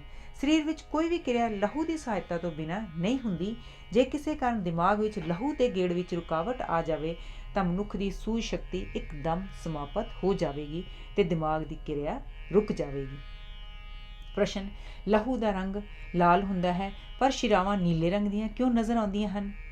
ਇਸ ਦਾ ਕਾਰਨ ਇਹ ਹੈ, ਲਹੂ ਵਿਚਲੀ ਆਕਸੀਜਨ ਲਹੂ ਦੇ ਸਰੀਰ ਵਿੱਚ ਚੱਕਰ ਕੱਟਣ ਪਿੱਛੋਂ ਹੌਲੀ ਹੌਲੀ ਖਤਮ ਹੁੰਦੀ ਜਾਂਦੀ ਹੈ ਅਤੇ ਲਹੂ ਬੇਰੰਗਾ ਹੋ ਜਾਂਦਾ ਹੈ ਅਤੇ ਇਸ ਲਈ ਸ਼ਿਰਾਵਾਂ ਦਾ ਰੰਗ ਨੀਲਾ ਜਿਹਾ ਲੱਗਦਾ ਹੈ। ਜਦ ਇਹ ਫੇਫੜਿਆਂ ਵਿੱਚੋਂ ਤਾਜ਼ੀ ਆਕਸੀਜਨ ਲਿਆਉਂਦਾ ਹੈ ਤਾਂ ਇਹ ਮੁੜ ਲਾਲ ਹੋ ਜਾਂਦਾ ਹੈ। ਕਦੀ ਕਦੀ ਕੋਸ਼ਿਕਾਵਾਂ ਫੁੱਲ ਕਿਉਂ ਜਾਂਦੀਆਂ ਹਨ? ਜਦ ਤੱਕ ਉਹਨਾਂ ਕੋਸ਼ਿਕਾਵਾਂ ਵਿੱਚ ਜੋ ਅੰਗਾਂ ਵਿੱਚੋਂ ਬਾਹਰ ਨਿਕਲਦੀਆਂ ਹਨ ਲਹੂ ਦਾ ਦਬਾਅ ਸਧਾਰਨ ਹੁੰਦਾ ਹੈ ਤਦ ਤੱਕ ਲਹੂ ਸਹਿਲ ਹੀ ਅੰਗਾਂ ਵਿੱਚ ਤੁਰਿਆ ਜਾਂਦਾ ਹੈ। ਪਰ ਜੇ ਕੋਸ਼ਿਕਾਵਾਂ 'ਤੇ ਦਬਾਅ ਵੱਧ ਜਾਏ ਅਤੇ ਕੋਸ਼ਿਕਾਵਾਂ ਉਸ ਦਬਾਅ ਨੂੰ ਸਵੀਕਾਰ ਨਾ ਕਰਨ ਤਾਂ ਉਹ ਅੰਗ ਜਿਸ ਵਿੱਚ ਫੁੱਲਣ ਦੀ ਗੁੰਜਾਇਸ਼ ਹੁੰਦੀ ਹੈ ਫੁੱਲ ਜਾਂਦੇ ਹਨ। ਹਲਕੀ ਜਿਹੀ ਸਰਦੀ ਕਾਰਨ ਲਹੂ ਉਤੇਜਿਤ ਕਿਉਂ ਹੋ ਜਾਂਦਾ ਹੈ? ਸਰਦੀ ਨਾਲ ਚਮੜੀ ਕੱਸੀ ਜਾਂਦੀ ਹੈ। ਇਸ ਨਾਲ ਲਹੂ ਸਰੀਰ ਦੇ ਤਲ ਤੋਂ ਥੱਲੇ ਚਲਾ ਜਾਂਦਾ ਹੈ ਅਤੇ ਲਹੂ ਵਿੱਚੋਂ ਵਾਸ਼ਪੀਕਰਨ ਬਹੁਤ ਘੱਟ ਜਾਂਦਾ ਹੈ। ਇਸ ਤਰ੍ਹਾਂ ਲਹੂ ਵਿੱਚ ਤਰਲ ਦੀ ਮਾਤਰਾ ਚੋਖੀ ਹੋਣ ਕਾਰਨ ਉਹ ਗਾੜਾ ਨਹੀਂ ਹੁੰਦਾ। ਉਹ ਗਰਮੀ ਜੋ ਇਸ ਨੂੰ ਵਾਸ਼ਪ ਦੇ ਰੂਪ ਵਿੱਚ ਬਦਲ ਲਈ ਜ਼ਰੂਰੀ ਹੁੰਦੀ ਹੈ ਸਰੀਰ ਦੇ ਵਿੱਚ ਹੀ ਕਾਇਮ ਰਹਿੰਦੀ ਹੈ। ਡਰ ਨਾਲ ਚਿਹਰਾ ਪੀਲਾ ਅਤੇ ਗੁੱਸੇ ਨਾਲ ਲਾਲ ਕਿਉਂ ਹੋ ਜਾਂਦਾ ਹੈ? ਡਰ ਦੇ ਅਸਰ ਨਾਲ ਸਵਾਸ ਕਿਰਿਆ ਧੀਮੀ ਪੈ ਜਾਣ ਕਰਕੇ ਧਮਨੀਆਂ ਵਿੱਚ ਲਹੂ ਦੀ ਗਤੀ ਘੱਟ ਜਾਂਦੀ ਹੈ ਅਤੇ ਚਿਹਰਾ ਪੀਲਾ ਜਾਪਣ ਲੱਗ ਪੈਂਦਾ ਹੈ। ਪਰ ਜਦ ਮਨੁੱਖ ਨੂੰ ਗੁੱਸਾ ਚੜ੍ਹਦਾ ਹੈ ਤਾਂ ਸਵਾਸ ਕਿਰਿਆ ਤੇਜ਼ ਹੋ ਜਾਂਦੀ ਹੈ। ਇਸ ਨਾਲ ਚਿਹਰੇ ਵਿੱਚ ਲਹੂ ਜ਼ਿਆਦਾ ਆ ਜਾਂਦਾ ਹੈ। ਪ੍ਰਸ਼ਨ, ਪੀਲਾ ਚਿਹਰਾ ਅਤੇ ਸਫੈਦ ਬੁੱਲ੍ਹ ਬਿਮਾਰੀ ਦੀ ਨਿਸ਼ਾਨੀ ਕਿਉਂ ਹਨ? ਸਰੀਰਕ ਸਿਹਤ ਲਹੂ ਵਿੱਚ ਲਾਲ ਕਣਾਂ ਦੀ ਗਿਣਤੀ 'ਤੇ ਨਿਰਭਰ ਹੈ। ਜੇ ਲਹੂ ਵਿੱਚ ਲਾਲ ਕਣ ਜ਼ਿਆਦਾ ਹੋਣ ਤਾਂ ਚਿਹਰਾ ਅਤੇ ਬੁੱਲ੍ਹ ਲਾਲ ਰਹਿੰਦੇ ਹਨ। ਜੇ ਉਹਨਾਂ ਦੀ ਗਿਣਤੀ ਕਾਫੀ ਮਾਤਰਾ ਵਿੱਚ ਘਟ ਜਾਏ ਤਾਂ ਚਿਹਰਾ ਪੀਲਾ ਅਤੇ ਬੁੱਲ੍ਹ ਸਫੈਦ ਹੋ ਜਾਂਦੇ ਹਨ। ਇਹ ਲਾਲ ਕਣ ਹੀ ਸਰੀਰ ਦੇ ਚੱਪੇ ਚੱਪੇ 'ਤੇ ਆਕਸੀਜਨ ਪਹੁੰਚਾਉਂਦੇ ਹਨ ਜੋ ਅੰਗਾਂ ਦੀ ਕਿਰਿਆ ਅਤੇ ਸ਼ਕਤੀ ਦਾ ਕਾਰਨ ਹੁੰਦੀ ਹੈ। ਇਸ ਲਈ ਸਮੁੱਚੇ ਸਰੀਰ ਦੀ ਸਿਹਤ ਹੀ ਲਾਲ ਕਣਾਂ ਦੀ ਅਧਿਕਤਾ 'ਤੇ ਨਿਰਭਰ ਹੈ। ਬਹੁਤੀ ਖੰਘ ਨਾਲ ਸਿਰ ਕਿਉਂ ਦੁਖਣ ਲੱਗ ਪੈਂਦਾ ਹੈ? ਸਵਾਸ ਕਿਰਿਆ ਦੁਆਰਾ ਹਵਾ ਸਰੀਰ ਵਿੱਚੋਂ ਬਾਹਰ ਕੱਢਣ ਨਾਲ ਦਿਲ ਨੂੰ ਲਹੂ ਪੰਪ ਕਰਨ ਦੇ ਕੰਮ ਵਿੱਚ ਬੜੀ ਸਹਾਇਤਾ ਮਿਲਦੀ ਹੈ। ਕਿਉਂਕਿ ਖੰਘਣ ਨਾਲ ਹਵਾ ਕਾਫੀ ਮਾਤਰਾ ਵਿੱਚ ਫੇਫੜਿਆਂ ਵਿੱਚੋਂ ਬਾਹਰ ਨਿਕਲਦੀ ਹੈ। ਇਸ ਨਾਲ ਲਹੂ ਦਾ ਦਬਾਅ ਦਿਮਾਗ ਦੇ ਅਧਿਕ ਹੋ ਜਾਂਦਾ ਹੈ ਜਿਸ ਨਾਲ ਧਮਨੀਆਂ ਫੈਲ ਜਾਂਦੀਆਂ ਹਨ ਅਤੇ ਸਿਰ ਦੁਖਣਾ ਸ਼ੁਰੂ ਹੋ ਜਾਂਦਾ ਹੈ। ਫੇਫੜਿਆਂ ਬਾਰੇ ਤੁਸੀਂ ਕੀ ਜਾਣਦੇ ਹੋ? ਛਾਤੀ ਦੇ ਪਿੰਜਰ ਵਿਚਲੀ ਖਾਲੀ ਥਾਂ ਦਾ ਅਧਿਕ ਹਿੱਸਾ ਦੋ ਫੇਫੜਿਆਂ ਨੇ ਮੱਲਿਆ ਹੁੰਦਾ ਹੈ, ਇੱਕ ਰੀੜ੍ਹ ਦੀ ਹੱਡੀ ਦੇ ਖੱਬੇ ਪਾਸੇ ਅਤੇ ਇੱਕ ਉਸ ਦੇ ਸੱਜੇ ਪਾਸੇ।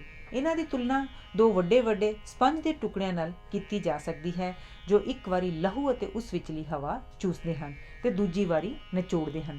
ਸਵਾਸ ਨਾਲੀ ਫੇਫੜਿਆਂ ਦੇ ਵਿੱਚ ਜਾ ਕੇ ਇੱਕ ਰੁੱਖ ਦੀ ਸ਼ਾਖਾ ਵਾਂਗ ਫੈਲ ਜਾਂਦੀ ਹੈ ਜਿਨ੍ਹਾਂ ਵਿੱਚ ਹਰ ਇੱਕ ਦੇ ਅੰਤ 'ਤੇ ਇੱਕ ਸੂਖਮ ਜਿਹੀ ਥੈਲੀ ਲੱਗੀ ਹੁੰਦੀ ਹੈ। ਲਹੂ ਧਮਨੀਆਂ ਰਾਹੀਂ ਫੇਫੜਿਆਂ ਵਿੱਚ ਦਾਖਲ ਹੁੰਦਾ ਹੈ ਅਤੇ ਇਹਨਾਂ ਥੈਲੀਆਂ ਵਿੱਚ ਪਹੁੰਚ ਕੇ ਲਹੂ ਵਿੱਚ ਜਮ੍ਹਾਂ ਹੋਈ ਕਾਰਬਨ ਡਾਈਆਕਸਾਈਡ ਸਾਹ ਦੁਆਰਾ ਬਾਹਰ ਨਿਕਲ ਜਾਂਦੀ ਹੈ ਅਤੇ ਸਾਹ ਅੰਦਰ ਖਿੱਚਣ ਨਾਲ ਆਕਸੀਜਨ ਲਹੂ ਵਿੱਚ ਦਾਖਲ ਹੋ ਜਾਂਦੀ ਹੈ ਅਤੇ ਇਸ ਤਰ੍ਹਾਂ ਲਹੂ ਸਾਫ਼ ਹੋ ਕੇ ਦੋ ਸ਼ਿਰਾਵਾਂ ਰਾਹੀਂ ਦਿਲ ਦੇ ਖੱਬੇ ਪਾਸੇ ਚਲਾ ਜਾਂਦਾ ਹੈ। ਫੇਫੜੇ ਕਿਵੇਂ ਸੁੰਗੜਦੇ ਅਤੇ ਫੈਲਦੇ ਹਨ? ਜਨਮ ਤੋਂ ਪਹਿਲਾਂ ਫੇਫੜੇ ਨਿਚੋੜੇ ਹੋਏ ਸਪੰਜ ਦੀ ਨਿਆਈ ਸੁੰਗੜੇ ਹੁੰਦੇ ਹਨ। ਜਦ ਉਹਨਾਂ ਨੂੰ ਦਬਾਅ ਹਟਾਇਆ ਜਾਂਦਾ ਹੈ ਤਾਂ ਉਹ ਫੈਲ ਜਾਂਦੇ ਹਨ। ਜਿਵੇਂ ਜਿਵੇਂ ਉਹ ਫੈਲਦੇ ਹਨ ਤਾਂ ਵਾਯੂ ਨੱਕ ਅਤੇ ਮੂੰਹ ਰਾਹੀਂ ਬੜੀ ਤੇਜ਼ੀ ਨਾਲ ਅੰਦਰ ਦਾਖਲ ਹੁੰਦੇ ਹਨ ਅਤੇ ਵਾਯੂ ਦੇ ਅਧਿਕ ਦਬਾਅ ਕਾਰਨ ਫੇਫੜੇ ਸਧਾਰਨ ਤੋਂ ਵੱਧ ਫੈਲ ਜਾਂਦੇ ਹਨ। ਇਸ ਨਾਲ ਪਿੰਜਰ ਦੇ ਪੱਠਿਆਂ ਨੂੰ ਉਕਸਾਹਟ ਮਿਲਦੀ ਹੈ ਅਤੇ ਉਹ ਇੱਕਦਮ ਸੁੰਗੜ ਜਾਂਦੇ ਹਨ ਅਤੇ ਪਿੰਜਰ ਦੇ ਵਿਚਲੀ ਸਮਾਈ ਘਟ ਜਾਂਦੀ ਹੈ ਜਿਸ ਨਾਲ ਫੇਫੜਿਆਂ 'ਤੇ ਦਬਾਅ ਪੈਂਦਾ ਹੈ ਅਤੇ ਉਹਨਾਂ ਵਿੱਚੋਂ ਹਵਾ ਖਾਰਜ ਹੋ ਜਾਂਦੀ ਹੈ ਅਤੇ ਉਹ ਸਧਾਰਨ ਤੋਂ ਸਾਧਾਰਨ ਜ਼ਿਆਦਾ ਸੁੰਗੜ ਜਾਂਦੇ ਹਨ ਅਤੇ ਫਿਰ ਛਾਤੀ ਦੇ ਵਿਚਲੇ ਵਿਰੋਧੀ ਪੱਠੇ ਗਤੀ ਦਿਸ਼ਾ ਵਿੱਚ ਆ ਜਾਂਦੇ ਹਨ ਅਤੇ ਛਾਤੀ ਨੂੰ ਫੈਲਾ ਦਿੰਦੇ ਹਨ। ਉਹ ਵਾਯੂਮੰਡਲ ਦੇ ਦਬਾਅ ਨਾਲ ਮਿਲ ਕੇ ਫਿਰ ਫੇਫੜਿਆਂ ਨੂੰ ਭਰਨ ਵਿੱਚ ਮਦਦ ਕਰ ਦਿੰਦੇ ਹਨ। ਸੰਖੇਪ ਤੌਰ 'ਤੇ ਫੇਫੜੇ ਵਾਯੂਮੰਡਲ ਦੇ ਦਬਾਅ ਅਤੇ ਆਪਣੇ ਲਚਕੀਲੇਪਨ ਨਾਲ ਸੁੰਗੜਦੇ ਅਤੇ ਫੈਲਦੇ ਹਨ। ਜਿਗਰ ਕੀ ਹੁੰਦਾ ਹੈ ਤੇ ਇਹਦੀ ਸਾਡੇ ਵਿੱਚ ਕੀ ਮਹੱਤਤਾ ਹੈ। ਜਿਗਰ ਸਾਡੇ ਸਰੀਰ ਵਿੱਚ ਸਭ ਤੋਂ ਵੱਡੀ ਗਿਲਟੀ ਹੈ। ਇਸ ਦਾ ਭਾਰ ਪੌਣੇ 200 ਦੇ ਲਗਭਗ ਹੁੰਦਾ ਹੈ।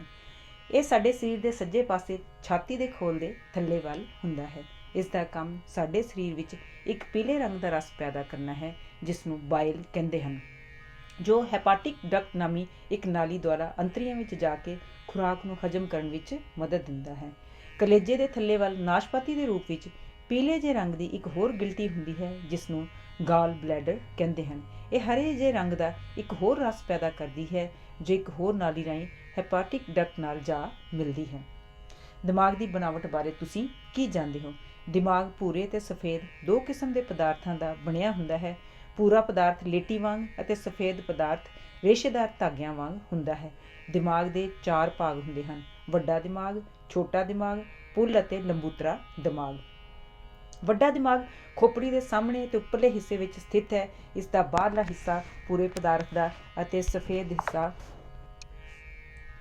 ਭੂਰੇ ਪਦਾਰਥ ਦਾ ਤੇ ਅੰਦਰਲਾ ਸਫੇਦ ਪਦਾਰਥ ਦਾ ਹੁੰਦਾ ਹੈ। ਇਸ ਦੇ ਤਲ ਤੇ ਸਿਆੜ ਹੁੰਦੇ ਹਨ, ਜੋ ਕੱਪੜੇ ਵਿੱਚ ਪਏ ਵੱਟਾਂ ਨਾਲ ਮਿਲਦੇ ਜੁਲਦੇ ਹਨ। ਵੱਡੇ ਦਿਮਾਗ ਵਿੱਚ ਦ੍ਰਿਸ਼ਟੀ, ਸਵਾਦ, ਸੁਣਨ, ਸੁੰਘਣ ਅਤੇ ਸੋਚ ਵਿਚਾਰ, ਯਾਦਾਸ਼ਤ, ਪਿਆਰ, ਨਫ਼ਰਤ ਵਰਗੇ ਜਜ਼ਬਿਆਂ ਦਾ ਕੇਂਦਰ ਹੁੰਦੇ ਹਨ। ਛੋਟਾ ਦਿਮਾਗ ਖੋਪਰੀ ਦੇ ਪਿਛਲੇ ਤੇ ਥੱਲੇ ਹਿੱਸੇ ਵੱਲ ਸਥਿਤ ਹੈ। ਇਹ ਵੀ ਬਾਹਰੋਂ ਭੂਰੇ ਅਤੇ ਅੰਦਰੋਂ ਸਫੇਦ ਪਦਾਰਥ ਦਾ ਹੁੰਦਾ ਹੈ। ਭੂਰਾ ਪਦਾਰਥ ਸਮਾਨ ਅੰਦਰ ਵੱਟਾਂ ਦੇ ਰੂਪ ਵਿੱਚ ਹੁੰਦਾ ਹੈ। ਛੋਟਾ ਦਿਮਾਗ ਸਰੀਰ ਦੇ ਪੱਠਿਆਂ ਦੀ ਆਪਸ ਵਿੱਚ ਤਾਲਮੇਲ ਕਾਇਮ ਰੱਖਦਾ ਹੈ, ਜਿਸ ਨਾਲ ਸਰੀਰ ਸਮਰੱਥ ਰਹਿੰਦਾ ਹੈ। ਪੁੱਲ ਇਹ ਬਾਹਰੋਂ ਸਫੇਦ ਪਦਾਰਥ ਤੇ ਅੰਦਰੋਂ ਭੂਰੇ ਰੰਗ ਦੇ ਪਦਾਰਥ ਦਾ ਹੁੰਦਾ ਹੈ। ਇਸ ਰਾਹੀਂ ਸਰੀਰ ਦੇ ਸੱਜੇ ਪਾਸਿਓਂ ਆਈਆਂ ਸੂਜਕ ਨਸਾਂ ਦਿਮਾਗ ਵਿੱਚ ਖੱਬੇ ਪਾਸੇ ਤੇ ਖੱਬੇ ਪਾਸਿਓਂ ਆਈਆਂ ਨਸਾਂ ਦਿਮਾਗ ਦੇ ਸੱਜੇ ਪਾਸੇ ਜਾਂਦੀਆਂ ਹਨ। ਲੰਬੂਤਰਾ ਦਿਮਾਗ ਇਹ ਵੀ ਬਾਹਰੋਂ ਸਫੇਦ ਪਦਾਰਥ ਅਤੇ ਅੰਦਰੋਂ ਭੂਰੇ ਪਦਾਰਥ ਦਾ ਬਣਿਆ ਹੁੰਦਾ ਹੈ। ਇਸ ਵਿੱਚ ਮਹੱਤਵਪੂਰਨ ਕੇਂਦਰ ਹੁੰਦੇ ਹਨ, ਜੋ ਸਰੀਰ, ਦਿਲ, ਫੇਫੜੇ ਆਦਿ ਮੁੱਖ ਅੰਗਾਂ ਤੇ ਕੰਟਰੋਲ ਰੱਖਦੇ ਹਨ। ਦਿਮਾਗ ਦੇ ਵੱਖ-ਵੱਖ ਹਿੱਸੇ ਆਪਸ ਵਿੱਚ ਕੀ ਸੰਬੰਧ ਰੱਖਦੇ ਹਨ? ਦਿਮਾਗ ਦੇ ਵੱਖ-ਵੱਖ ਹਿੱਸਿਆਂ ਦੇ ਕੰਮ ਆਪਸ ਵਿੱਚ ਸੰਬੰਧਿਤ ਹਨ ਅਤੇ ਇਹ ਦੀ ਆਪਸ ਵਿੱਚ ਪੂਰੀ ਮਿਲਵਰਤਨ ਨਾਲ ਹੀ ਸਰੀਰ ਦੀਆਂ ਸਭ ਕਿਰਿਆਵਾਂ ਠੀਕ ਤਰ੍ਹਾਂ ਹੁੰਦੀਆਂ ਰਹਿੰਦੀਆਂ ਹਨ। ਸੌਣ ਸਮੇਂ ਜਦ ਦਿਮਾਗ ਆਰਾਮ ਕਰ ਰਿਹਾ ਹੁੰਦਾ ਹੈ ਤਾਂ ਉਹ ਆਪ ਸਾਰਾ ਪ੍ਰਬੰਧ ਸੂਜਕ ਰੱਸੇ ਨੂੰ ਸੌਂਪ ਦਿੰਦਾ ਹੈ ਤੇ ਉਹ ਉਤਨੀ ਦੇਰ ਤੱਕ ਆਪਣੇ ਦਿਲ ਅਨੁਸਾਰ ਫੇਫੜੇ ਅਤੇ ਸਰੀਰ ਦੇ ਹੋਰ ਮਹੱਤਵਪੂਰਨ ਅੰਗਾਂ ਤੇ ਕੰਟਰੋਲ ਰੱਖਦਾ ਹੈ। ਖੋਪਰੀ ਦੀ ਸ਼ਕਲ ਬਦਲਦੀ ਰਹਿੰਦੀ ਹੈ, ਪਰ ਇਸ ਨਾਲ ਦਿਮਾਗ ਤੇ ਜੋ ਇਸ ਵਿੱਚ ਸਥਿਤ ਹੈ ਜ਼ਰਾ ਵੀ ਅਸਰ ਨਹੀਂ ਪੈਂਦਾ। ਇਸ ਦਾ ਕੀ ਕਾਰਨ ਹੈ? ਜਿਸ ਪਦਾਰਥ ਦਾ ਦਿਮਾਗ ਬਣਿਆ ਹੁੰਦਾ ਹੈ ਉਹ ਇਤਨਾ ਨਾਜ਼ੁਕ ਤੇ ਨਰਮ ਹੁੰਦਾ ਹੈ ਕਿ ਖੋਪੜੀ ਦੀਆਂ ਹੱਡੀਆਂ ਵਿੱਚ ਹੋਏ ਪਰਿਵਰਤਨਾਂ ਅਨੁਸਾਰ ਉਹ ਆਪਣੇ ਆਪ ਨੂੰ ਢਾਲਦਾ ਰਹਿੰਦਾ ਹੈ। ਛੋਟੇ ਛੋਟੇ ਬੱਚਿਆਂ ਦੀਆਂ ਹੱਡੀਆਂ ਨਰਮ ਹੁੰਦੀਆਂ ਹਨ, ਇਸ ਲਈ ਕਈ ਵਾਰ ਉਹਨਾਂ ਦੀ ਖੋਪਰੀ ਦੀ ਸ਼ਕਲ ਕਿਸੇ ਦਬਾਅ ਕਾਰਨ ਬਦਲ ਜਾਂਦੀ ਹੈ, ਪਰ ਇਸ ਦਾ ਦਿਮਾਗ ਤੇ ਕੋਈ ਹਾਨੀਕਾਰਕ ਅਸਰ ਨਹੀਂ ਹੁੰਦਾ। ਕਈ ਜੰਗਲੀ ਕਬੀਲਿਆਂ ਵਿੱਚ ਫਿਸਿਆ ਹੋਇਆ ਸਿਰ ਸੁੰਦਰਤਾ ਦੀ ਨਿਸ਼ਾਨੀ ਗਿਣਿਆ ਜਾਂਦਾ ਹੈ। ਇਸ ਲਈ ਬੱਚਿਆਂ ਦੇ ਸਿਰ ਤੇ ਜੰਮਦਿਆਂ ਹੀ ਇੱਕ ਥੈਲੀ ਕੱਸ ਕੇ ਬੰਨ੍ਹ ਦਿੱਤੀ ਜਾਂਦੀ ਹੈ, ਜਿਸ ਨਾਲ ਖੋਪਰੀ ਦਾ ਉੱਪਰਲਾ ਹਿੱਸਾ ਬਿਲਕੁਲ ਚਪਟਾ ਬਣ ਜਾਂਦਾ ਹੈ ਤੇ ਪਿਛਲਾ ਹਿੱਸਾ ਪਿਛਾਂਹ ਵੱਲ ਉੱਭਰ ਆਉਂਦਾ ਹੈ। ਮਸੂੜੇ ਦੰਦਾਂ ਦੀ ਮਜ਼ਬੂਤੀ ਵਿੱਚ ਕੀ ਹਿੱਸਾ ਪਾਉਂਦੇ ਹਨ? ਜਦ ਦੰਦਾਂ ਨੂੰ ਚਿੱਥਣ ਜਾਂ ਖਾਣ ਵਾਲੀ ਚੀਜ਼ ਨੂੰ ਜ਼ੋਰ ਲਾ ਕੇ ਤੋੜਨਾ ਪੈਂਦਾ ਹੈ ਤਾਂ ਮਸੂੜਿਆਂ ਦੀਆਂ ਬਣੀਆਂ ਕੰਧਾਂ ਉਹਨਾਂ ਨੂੰ ਕੱਸ ਕੇ ਰੱਖਦੀਆਂ ਹਨ। ਮਸੂੜਿਆਂ ਰਾਹੀਂ ਲਹੂ ਦੀਆਂ ਨਾਲੀਆਂ ਤੇ ਨਸਾਂ ਆਦਿ ਇਹਨਾਂ ਨੂੰ ਲੋੜੀਂਦੀ ਖੁਰਾਕ ਵੀ ਪਹੁੰਚਾਉਂਦੀਆਂ ਰਹਿੰਦੀਆਂ ਹਨ। ਪ੍ਰਸ਼ਨ: ਛੋਟੇ ਬੱਚਿਆਂ ਦੇ ਦੰਦ ਮਸੂੜਿਆਂ ਵਿੱਚ ਕਿਉਂ ਲੁਕੇ ਹੁੰਦੇ ਹਨ?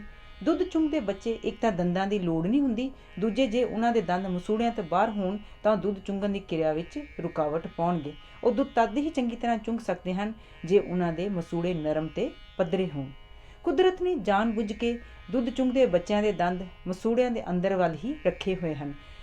ਗੱਲ ਦਾ ਇਸ ਤੋਂ ਪਤਾ ਲੱਗਦਾ ਹੈ ਕਿ ਮੂੰਹ ਵਿਚਲੇ ਹੋਰ ਸਭ ਅੰਗ ਬੁੱਲ, ਜ਼ਬਾਨ, ਤਾਲੂ, ਸੁਰ ਜੰਤਰ ਆਦਿ ਮੁਕੰਮਲ ਰੂਪ ਵਿੱਚ ਬਣੇ ਹੁੰਦੇ ਹਨ। ਜੇ ਕੁਦਰਤ ਚਾਹੁੰਦੀ ਤਾਂ ਪਸ਼ੂਆਂ ਦੇ ਬੱਚਿਆਂ ਵਾਂਗ ਇਹਨਾਂ ਦੇ ਦੰਦ ਵੀ ਮੁਕੰਮਲ ਰੂਪ ਵਿੱਚ ਬਣਾ ਸਕਦੀ ਸੀ। ਕਈ ਦੰਦ ਵੱਡੀ ਉਮਰ ਵਿੱਚ ਜਾ ਕੇ ਨਿਕਲਦੇ ਹਨ। ਇਸ ਦਾ ਕੀ ਕਾਰਨ ਹੈ? ਕਈ ਵਾਰੀ ਕਈ ਕਾਰਨਾਂ ਕਰਕੇ ਛੋਟੀ ਉਮਰ ਵਿੱਚ ਜਬਾੜੇ ਦਾ ਸਾਈਜ਼ ਛੋਟਾ ਹੁੰਦਾ ਹੈ ਤੇ ਇਸ ਵਿੱਚ ਦੁੱਧਲੇ ਦੰਦਾਂ ਦੇ ਨਿਕਲਣ ਪਿੱਛੋਂ ਦੂਜੇ ਬੀੜ ਦੇ ਪੂਰੇ ਦੰਦ ਬਾਹਰ ਨਿਕਲ ਹੀ ਨਹੀਂ ਸਕਦੇ ਤੇ ਉਹ ਜਬਾੜਿਆਂ ਵਿੱਚ ਹੀ ਲੁਕੇ ਰਹਿੰਦੇ ਹਨ। ਬਾਅਦ ਵਿੱਚ ਜਦ ਅਸਲੀ ਦੰਦਾਂ ਵਿੱਚੋਂ ਕਈ ਨਿਕਲ ਜਾਂਦੇ ਹਨ ਤਾਂ ਜਬਾੜੇ ਹੇਠ ਅੰਦਰ ਲੁਕੇ ਦੰਦ ਬਾਹਰ ਆ ਜਾਂਦੇ ਹਨ। ਅੱਥਰੂਆਂ ਦਾ ਆਕਾਰ ਗੋਲ ਕਿਉਂ ਹੁੰਦਾ ਹੈ? ਅੱਖਾਂ ਨੂੰ ਸਦਾ ਤਰ ਰੱਖਣ ਲਈ ਅੱਖਾਂ ਦੇ ਲਾਗੇ ਹੀ ਇੱਕ ਛੋਟੀ ਜਿਹੀ ਗਿਲਟੀ ਵਿੱਚੋਂ ਇੱਕ ਤਰਲ ਨਿਕਲਦਾ ਰਹਿੰਦਾ ਹੈ। ਇਹ ਨੱਕ ਦੀ ਖੋਪੜੀ ਦੇ ਦੋਹਾਂ ਹਿੱਸਿਆਂ ਦੇ ਪਾਸੇ ਸਥਿਤ ਹੈ। ਦੋ ਛੋਟੀਆਂ ਛੋਟੀਆਂ ਹੱਡੀਆਂ ਵਿੱਚ ਬਣੇ ਛੇਕਾਂ ਵਿੱਚੋਂ ਬਾਹਰ ਨਿਕਲਦਾ ਰਹਿੰਦਾ ਹੈ। ਇਹ ਤਰਲ ਗੋਲ ਛੇਕ ਵਿੱਚੋਂ ਲੰਘਦਿਆਂ ਹੋਇਆ ਗੋਲ ਆਕਾਰ ਧਾਰਨ ਕਰ ਲੈਂਦਾ ਹੈ। ਮਿਹਦੇ ਦੀ ਸ਼ਕਲ ਕਿਸ ਪ੍ਰਕਾਰ ਦੀ ਹੁੰਦੀ ਹੈ? ਮਿਹਦੇ ਦੀ ਸ਼ਕਲ ਇੱਕ ਥੈਲੀ ਵਰਗੀ ਹੁੰਦੀ ਹੈ ਜਿਸ ਦੇ ਦੋ ਮੂੰਹ ਹੁੰਦੇ ਹਨ। ਇੱਕ ਮੂੰਹ ਵਿੱਚ ਅੰਦਰ ਖੁਰਾਕ ਦੇ ਜਾਣ ਲਈ ਤੇ ਦੂਜਾ ਖੁਰਾਕ ਦੇ ਇਸ ਵਿੱਚੋਂ ਅੰਤੜੀਆਂ ਵਿੱਚ ਨਿਕਾਸ ਕਰਨ ਲਈ। ਨਿਕਾਸ ਨਾਲ ਦਾਖਲ ਹੋਣ ਵਾਲੀ ਨਾਲੀ ਵਿੱਚੋਂ ਕੁਝ ਉਚੇਚੇ ਤੌਰ 'ਤੇ ਤਲ ਹੁੰਦੀ ਹੈ। ਜਦ ਮਿਹਦੇ ਦੀਆਂ ਮਾਸਪੇਸ਼ੀਆਂ ਸੁੰਗੜਦੀਆਂ ਹਨ ਤਾਂ ਉਹ ਖੁਰਾਕ ਜਿਸ ਦੇ ਮਿਹਦੇ ਵਿੱਚ ਪੈਦਾ ਹੋਇਆ ਗੈਸਟ੍ਰਿਕ ਰਸ ਚੰਗੀ ਤਰ੍ਹਾਂ ਆਪਣਾ ਅਸਰ ਕਰ ਚੁੱਕਾ ਹੁੰਦਾ ਹੈ, ਨਿਕਾਸ ਨਾਲੀ ਰਾਹੀਂ ਹੌਲੀ ਹੌਲੀ ਅੰਤੜੀਆਂ ਵਿੱਚ ਦਾਖਲ ਹੁੰਦੀ ਰਹਿੰਦੀ ਹੈ। ਸਿਹਤ ਨੂੰ ਕਾਇਮ ਰੱਖਣ ਲਈ ਚਮੜੀ ਵਿਚਲੇ ਮੁਸਾਮ ਕਿਉਂ ਖੁੱਲ੍ਹੇ ਰਹਿਣੇ ਚਾਹੀਦੇ ਹਨ? ਚਮੜੀ ਵਿਚਲੇ ਮੁਸਾਮ ਸਰੀਰ ਵਿੱਚੋਂ ਪਸੀਨੇ ਦੇ ਰੂਪ ਵਿੱਚ ਗੰਦਗੀ ਕੱਢਣ ਲਈ ਨਿਕਾਸ ਨਾਲੀਆਂ ਦਾ ਕੰਮ ਕਰਦੇ ਹਨ। ਇਹ ਨਾਲੀਆਂ ਉਪ ਚਮੜੀ ਵਿੱਚੋਂ ਹੁੰਦੀਆਂ ਹੋਈਆਂ ਵਾਸਤਵਿਕ ਚਮੜੀ ਵਿੱਚ ਪਹੁੰਚਦੀਆਂ ਹਨ ਤੇ ਉੱਥੇ ਇੱਕ ਗੁੱਛੇ ਦੇ ਰੂਪ ਵਿੱਚ ਇਕੱਠੀਆਂ ਹੋ ਜਾਂਦੀਆਂ ਹਨ। ਇਹਨਾਂ ਵਿੱਚ ਲਹੂ ਵਿੱਚੋਂ ਪਸੀਨੇ ਦੇ ਰੂਪ ਵਿੱਚ ਘੁਲੀ 3 ਤੋਂ 4 ਪਾਉਂਡ ਗੰਦਗੀ ਰੋਜ਼ਾਨਾ ਬਾਹਰ ਨਿਕਲਦੀ ਰਹਿੰਦੀ ਹੈ। ਜੇ ਗੰਦਗੀ ਸਰੀਰ 'ਚੋਂ ਬਾਹਰ ਨਾ ਨਿਕਲੇ ਤਾਂ ਸਰੀਰ ਦੀ ਸਿਹਤ ਕਾਇਮ ਨਹੀਂ ਰਹਿ ਸਕਦੀ। ਪ੍ਰਸ਼ਨ: ਵੇਖਣ, ਸੁਣਨ, ਸਵਾਦ, ਸੁੰਘਣ, ਛੂਹਣ ਆਦਿ ਦੀ ਸੂਝ ਦਿਮਾਗ ਵਿੱਚ ਕਿਉਂ ਰੱਖੀ ਗਈ ਹੈ? ਇਸ ਦਾ ਕਾਰਨ ਇਹ ਹੈ ਕਿ ਦਿਮਾਗ ਸਰੀਰ ਦੇ ਸਭ ਤੋਂ ਉੱਚੇ ਹਿੱਸੇ ਵਿੱਚ ਸਥਿਤ ਹੈ ਤੇ ਸਰੀਰ ਦੇ ਬਾਕੀ ਹਿੱਸਿਆਂ ਨਾਲੋਂ ਜ਼ਿਆਦਾ ਆਸਾਨੀ ਨਾਲ ਕਿਰਿਆਵਾਂ ਕਰ ਸਕਦਾ ਹੈ। ਸੂਝ ਇੰਦਰੀਆਂ ਜਿਨ੍ਹਾਂ ਦੁਆਰਾ ਸਾਡਾ ਬਾਹਰਲੀ ਦੁਨੀਆ ਨਾਲ ਸੰਪਰਕ ਕਾਇਮ ਹੁੰਦਾ ਹੈ, ਸਰੀਰ ਦੇ ਉਹਨਾਂ ਭਾਗਾਂ ਵਿੱਚ ਰੱਖੀਆਂ ਗਈਆਂ ਹਨ ਜਿੱਥੋਂ ਕਿ ਇਹਨਾਂ ਦਾ ਬਾਹਰਲੀ ਦੁਨੀਆ ਦੇ ਪਦਾਰਥਾਂ ਨਾਲ ਪੂਰੀ ਤਰ੍ਹਾਂ ਮੇਲ ਹੋ ਸਕੇ। ਅੱਖਾਂ ਹਰਕਤ ਵਿੱਚ ਰਹਿਣ ਨਾਲ ਠੀਕ ਕਿਉਂ ਰਹਿੰਦੀਆਂ ਹਨ? ਇੱਕ ਥਾਂ 'ਤੇ ਬਹੁਤਾ ਚਿਰ ਟਿਕੀ ਲਾ ਕੇ ਵੇਖਣ ਨਾਲ ਵੇਖੀ ਜਾਣ ਵਾਲੀ ਚੀਜ਼ ਦੇ ਲਾਈਟ, ਸ਼ੇਡ, ਰੰਗ ਆਦਿ ਦਾ ਪ੍ਰਭਾਵ ਦ੍ਰਿਸ਼ਟੀ ਨਸ 'ਤੇ ਇੱਕੋ ਜਿਹਾ ਪੈਂਦਾ ਰਹਿੰਦਾ ਹੈ। ਇਸ ਨਾਲ ਦ੍ਰਿਸ਼ਟੀ ਨਸ ਥੱਕ ਜਾਂਦੀ ਹੈ। ਪਰ ਜਦ ਨਜ਼ਰ ਇੱਕ ਥਾਂ ਤੋਂ ਦੂਜੀ ਥਾਂ 'ਤੇ ਜਾਂਦੀ ਹੈ ਤਾਂ ਦ੍ਰਿਸ਼ਟੀ ਨਸ ਦੀ ਕਸਰਤ ਹੋ ਜਾਂਦੀ ਹੈ। ਇਸ ਨਾਲ ਦ੍ਰਿਸ਼ਟੀ ਨਸ ਦਾ ਉਹ ਭਾਗ ਜੋ ਰੋਸ਼ਨੀ ਨੂੰ ਰੋਕ ਰਿਹਾ ਸੀ ਹੁਣ ਸ਼ੇਡ ਨੂੰ ਰੋਕ ਰਿਹਾ ਹੁੰਦਾ ਹੈ। ਜੋ ਪਹਿਲਾਂ ਸ਼ੇਡ ਨੂੰ ਉਤੇਜਿਤ ਕਰਨ ਵਾਲੇ ਸੋਮੇ ਵਿੱਚ ਤਬਦੀਲੀ ਆਉਣ ਨਾਲ ਸੂਝ ਤਾਜ਼ਾ ਦਮ ਹੁੰਦੀ ਰਹਿੰਦੀ ਹੈ। ਬਹੁਤ ਸਮਾਂ ਇੱਕ ਥਾਂ ਨੀਝ ਲਾਉਣ ਨਾਲ ਦ੍ਰਿਸ਼ਟੀ ਨਸ ਥੱਕ ਜਾਂਦੀ ਤੇ ਹੌਲੀ ਹੌਲੀ ਕਮਜ਼ੋਰ ਹੋਈ ਜਾਂਦੀ ਹੈ। ਥੋੜਾ ਚਿਰ ਨੀਝ ਲਾਉਣ ਪਿੱਛੋਂ ਅੱਖਾਂ ਨੂੰ ਕੁਝ ਚਿਰ ਆਰਾਮ ਜ਼ਰੂਰ ਦੇਣਾ ਚਾਹੀਦਾ ਹੈ।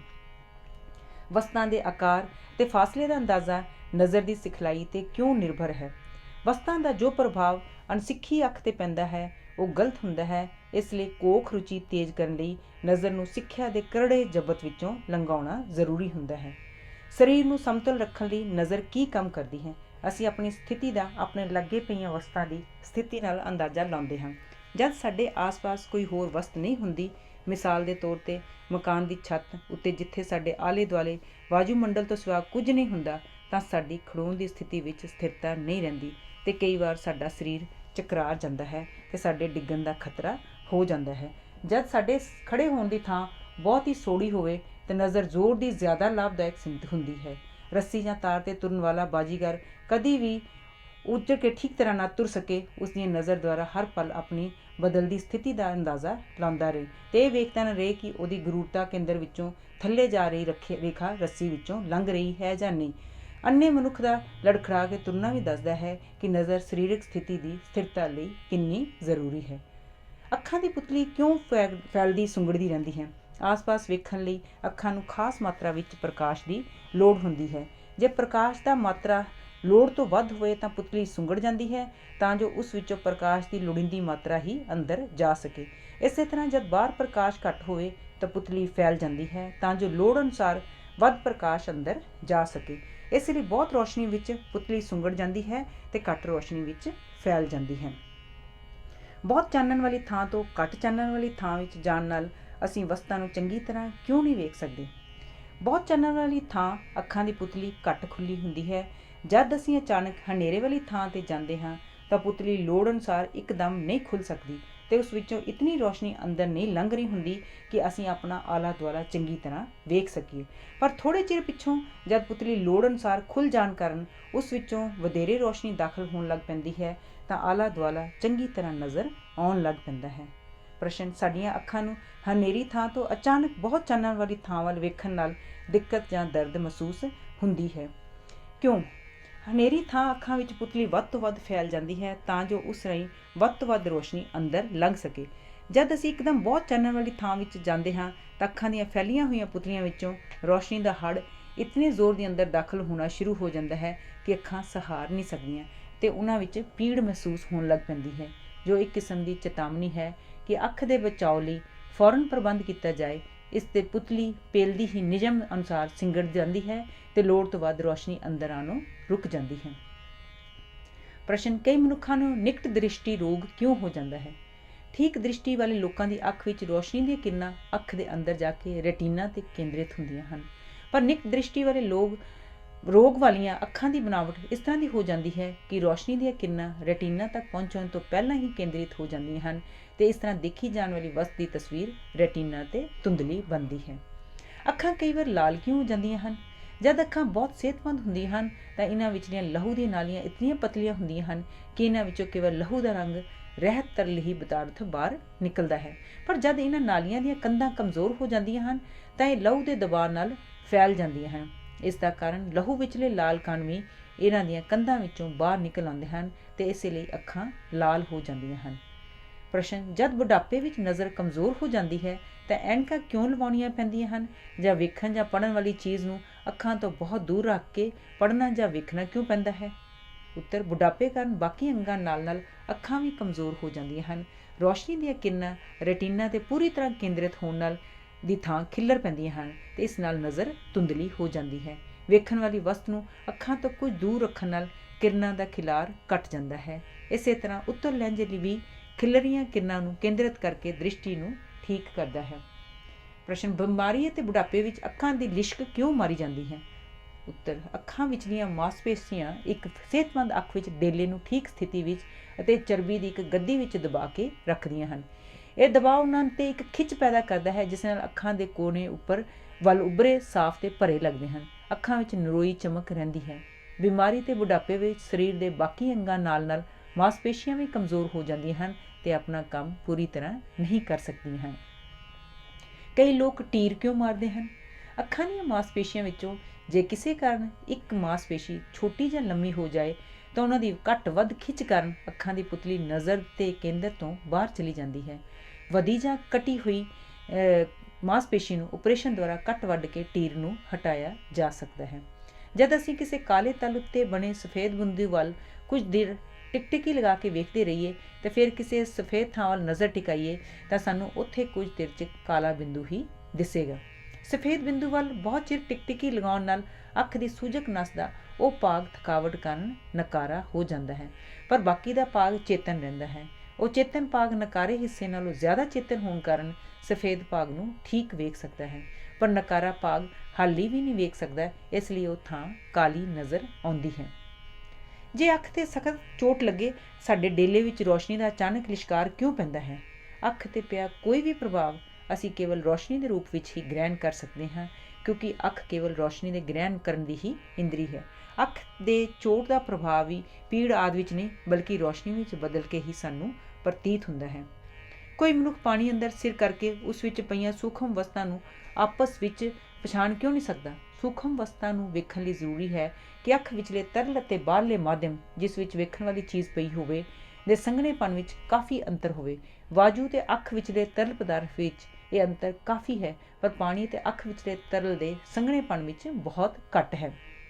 ਇਸ ਲਈ ਵੇਖਣ ਵਾਲੀ ਵਸਤੂ ਤੋਂ ਪਰਿਵਰਤਨ ਹੋਣ ਵਾਲੀਆਂ ਕਿਰਨਾਂ ਅੱਖ ਦੇ ਪਰਦੇ ਤੇ ਇੱਕਦਮ ਕੇਂਦਰਿਤ ਨਹੀਂ ਹੁੰਦੀਆਂ। ਇਹਨਾਂ ਨੂੰ ਕੇਂਦਰਿਤ ਕਰਨ ਲਈ ਚੁੱਭੀ ਮਾਰਨ ਵਾਲੇ ਉੱਤਲ ਲੈਂਸ ਵਾਲੀਆਂ ਐਨਕਾਂ ਦੀ ਵਰਤੋਂ ਕਰਦੇ ਹਨ। ਅੱਖਾਂ ਤੇ ਪਲਕਾਂ ਕਿਉਂ ਲੱਗੀਆਂ ਹੁੰਦੀਆਂ ਹਨ?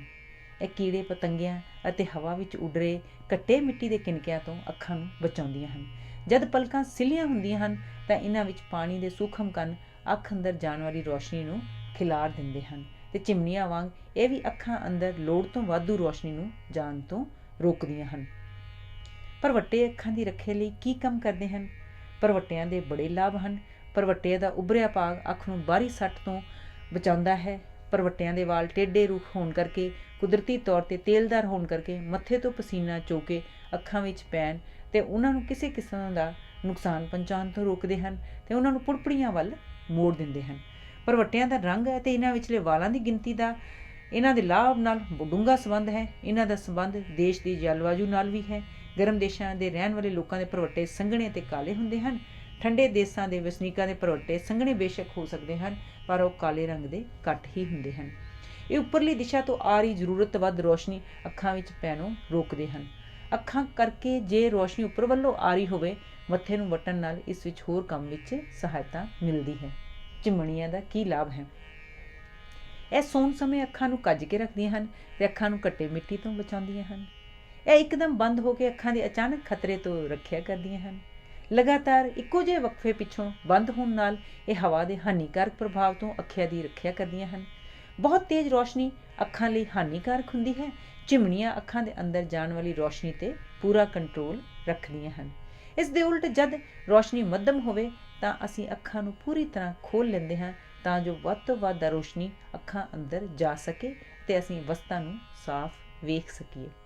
ਅੱਖਾਂ ਦਾ ਸਾਡੀ ਆਪਣੀ ਮਰਜ਼ੀ ਨਾਲ ਝਮਕਣ ਦੀ ਥਾਂ ਆਪਣੇ ਆਪ ਝਮਕਣਾ ਕਿਵੇਂ ਲਾਹੇਵੰਦ ਹੈ। ਜੇ ਇਹਨਾਂ ਦਾ ਝਮਕਣਾ ਕੇਵਲ ਸਾਡੀ ਮਰਜ਼ੀ ਵਿੱਚ ਹੁੰਦਾ ਤਾਂ ਸੌਣ ਸਮੇਂ ਕਈ ਵਾਰ ਇਹਨਾਂ ਨੂੰ ਬੰਦ ਕਰਨਾ ਹੀ ਭੁੱਲ ਜਾਂਦੇ, ਇਸ ਲਈ ਅਸੀਂ ਅੱਖਾਂ ਨੂੰ ਖਤਰੇ ਵਿੱਚ ਪਾ ਦਿੰਦੇ। ਪਰ ਹੁਣ ਜਦ ਸਾਨੂੰ ਨੀਂਦ ਆਉਣ ਲੱਗਦੀ ਹੈ ਤਾਂ ਇਹ ਆਪਣੇ ਆਪ ਬੰਦ ਹੋਣ ਲੱਗ ਜਾਂਦੀਆਂ ਹਨ ਅਤੇ ਜਦ ਸਵੇਰੇ ਰੋਸ਼ਨੀ ਹੁੰਦੀ ਹੈ ਤਾਂ ਇਹਨਾਂ ਵਿੱਚ ਇਤਨੀ ਮਾਤਰਾ ਵਿੱਚ ਰੋਸ਼ਨੀ ਛਣ ਕੇ ਅੱਖਾਂ ਅੰਦਰ ਲੰਘਦੀ ਹੈ ਕਿ ਸਾਨੂੰ ਦਿਨ ਚੜ੍ਹਨ ਦੀ ਸੋਝੀ ਹੋ ਜਾਂਦੀ ਹੈ ਅਤੇ ਅਸੀਂ ਜਾਗ ਪੈਂਦੇ ਹਾਂ। ਅਸੀਂ ਆਵਾਜ਼ ਨੂੰ ਕਿਸ ਤਰ੍ਹਾਂ ਸੁਣਦੇ ਹਾਂ। ਕੰਨ ਦੇ ਬਾਹਰਲੇ ਪਰਦੇ ਆਵਾਜ਼ ਨੂੰ ਕੇਂਦਰਿਤ ਕਰਕੇ ਕੰਨ ਦੀ ਨਾਲੀ ਵਿੱਚ ਲੈ ਜਾਂਦੇ ਹਨ, ਜਿਹੜੀ 1.25 ਇੰਚ ਜਾ ਕੇ ਇੱਕ ਬਰੀਕ ਜਿਹੀ ਝਿੱਲੀ ਨਾਲ ਬੰਦ ਹੋ ਜਾਂਦੀ ਹੈ। ਇਸ ਪਰਦੇ ਪਿੱਛੇ ਇੱਕ ਹੋਰ ਨਾਲੀ ਹੈ ਜੋ ਗਲੇ ਤੱਕ ਪਹੁੰਚ ਕੇ ਖਤਮ ਹੋ ਜਾਂਦੀ ਹੈ। ਜਦੋਂ ਆਵਾਜ਼ ਦੀਆਂ ਲਹਿਰਾਂ ਬਾਹਰਲੀ ਨਾਲੀ ਰਾਹੀਂ ਕੰਨ ਅੰਦਰ ਜਾਂਦੀਆਂ ਹਨ ਤਾਂ ਉਹ ਕੰਨ ਦੇ ਪਰਦੇ 'ਤੇ ਜਾ ਟਕਰਾਉਂਦੀਆਂ ਹਨ, ਜੋ ਆਵਾਜ਼ ਦੇ ਉੱਚਾ ਨੀਵਾਂ ਹੋਣ ਕਾਰਨ ਥਰਰਾਉਂਦੀਆਂ ਹਨ। ਇਹ ਥਰਥਰਾਹਟ 3 ਨਿੱਕੀਆਂ ਨਿੱਕੀਆਂ ਹੱਡੀਆਂ ਦੁਆਰਾ ਪਰਦੇ ਪਿੱਛੇ ਸੰਖ ਰੂਪੀ ਹੱਡੀ ਦੇ ਅੰਦਰਲੇ ਭਾਗ ਵਿੱਚ ਪਹੁੰਚਦੀ ਹੈ, ਜਿਸ ਵਿੱਚ ਇੱਕ ਤਰਲ ਭਰਿਆ ਹੁੰਦਾ ਹੈ। ਇਸ ਵਿੱਚ ਆਵਾਜ਼ ਨਸ ਦੀਆਂ ਸ਼ਾਖਾਂ ਖਿਲਰੀਆਂ ਹੁੰਦੀਆਂ ਹਨ ਜੋ ਬਾਹਰੋਂ ਆਈ ਆਵਾਜ਼ ਦੀਆਂ ਲਹਿਰਾਂ ਨੂੰ ਦਿਮਾਗ ਤੱਕ ਪਹੁੰਚਾਉਂਦੀਆਂ ਹਨ ਅਤੇ ਅਸੀਂ ਆਵਾਜ਼ ਨੂੰ ਸੁਣਦੇ ਹਾਂ। ਦੁੱਧ ਪੀਂਦੇ ਬੱਚਿਆਂ ਨੂੰ ਆਵਾਜ਼ ਕਿਉਂ ਸਾਫ਼ ਸੁਣਾਈ ਨਹੀਂ ਦਿੰਦੀ? ਕਿਉਂਕਿ ਇਹਨਾਂ ਦੇ ਕੰਨਾਂ ਦੀਆਂ ਹੱਡੀਆਂ ਨਰਮ ਹੁੰਦੀਆਂ ਹਨ, ਇਸ ਲਈ ਉਹਨਾਂ ਦੇ ਕੰਨ ਦੀ ਆਵਾਜ਼ ਵਿੱਚ ਲਹਿਰਾਂ ਦੁਆਰਾ ਪੈਦਾ ਹੋਈ ਥਰਥਰਾਹਟ ਕਮਜ਼ੋਰ ਹੁੰਦੀ ਹੈ। ਇਹੋ ਹੀ ਕਾਰਨ ਹੈ ਕਿ ਛੋਟੇ ਬੱਚੇ ਰੌਲੇ ਨੂੰ ਜ਼ਿਆਦਾ ਪਸੰਦ ਕਰਦੇ ਹਨ, ਕਿਉਂ ਜੋ ਇਹ ਉਹਨਾਂ ਦਾ ਧਿਆਨ ਖਿੱਚਦਾ ਹੈ। ਧੀਮੀ ਆਵਾਜ਼ ਉਹਨਾਂ ਦੇ ਅਸਰ ਨਹੀਂ ਕਰਦੀ, ਜਿਸ ਕਾਰਨ ਬੱਚੇ ਬੋਲੇ ਮਨੁੱਖਾਂ ਦੀ ਤਰ੍ਹਾਂ ਦੂਜੇ ਦੇ ਮਨ 'ਤੇ ਬੁੱਧੂ ਹੋਣ ਦਾ ਪ੍ਰਭਾਵ ਪਾਉਂਦੇ ਹਨ। ਆਵਾਜ਼ ਦਾ ਰੁਖ ਪਛਾਣਨ ਲਈ ਸਾਨੂੰ ਦੋਹਾਂ ਕੰਨਾਂ ਦੀ ਲੋੜ ਕਿਉਂ ਨਹੀਂ ਪੈਂਦੀ? ਕਿਉਂਕਿ ਆਵਾਜ਼ ਜਿਸ ਪਾਸਿਓਂ ਆ ਰਹੀ ਹੋਵੇ ਉਸੇ ਪਾਸੇ ਵਾਲੇ ਕੰਨ 'ਤੇ ਜ਼ਿਆਦਾ ਅਸਰ ਕਰਦੀ ਹੈ ਅਤੇ ਦੂਜੇ 'ਤੇ ਘੱਟ। ਇਹਨਾਂ ਦੋਹਾਂ ਕੰਨਾਂ 'ਤੇ ਪਏ ਵੱਧ ਘੱਟ ਅਸਰ ਤੋਂ ਹੀ ਅਸੀਂ ਆਵਾਜ਼ ਦਾ ਰੁਖ ਪਛਾਣਦੇ ਹਾਂ। ਇਸੇ ਕਾਰਨ ਹਨੇਰੇ ਕਮਰੇ ਵਿੱਚ ਖੜ੍ਹੇ ਹੋ ਕੇ ਜੇ ਅਸੀਂ ਇੱਕ ਕੰਨ ਬੰਦ ਕਰ ਲਈਏ ਅਤੇ ਦੂਰੋਂ ਆਈ ਆਵਾਜ਼ ਦਾ ਰੁਖ ਜਾਚਣ ਦੀ ਕੋਸ਼ਿਸ਼ ਕਰੀਏ ਤਾਂ ਅਸੀਂ ਸਫਲ ਨਹੀਂ ਹੋਵਾਂਗੇ। ਅੱਧ ਪਚੱਦਾ ਬੋਲਾ ਮਨੁੱਖ ਬਹੁਤ ਉੱਚੀ ਆਵਾਜ਼ ਨਾਲੋਂ ਥੋੜ੍ਹੀ ਉੱਚੀ ਆਵਾਜ਼ ਨੂੰ ਚੰਗੀ ਤਰ੍ਹਾਂ ਸੁਣ ਸਕਦਾ ਹੈ। ਇਸ ਦਾ ਕੀ ਕਾਰਨ ਹੈ?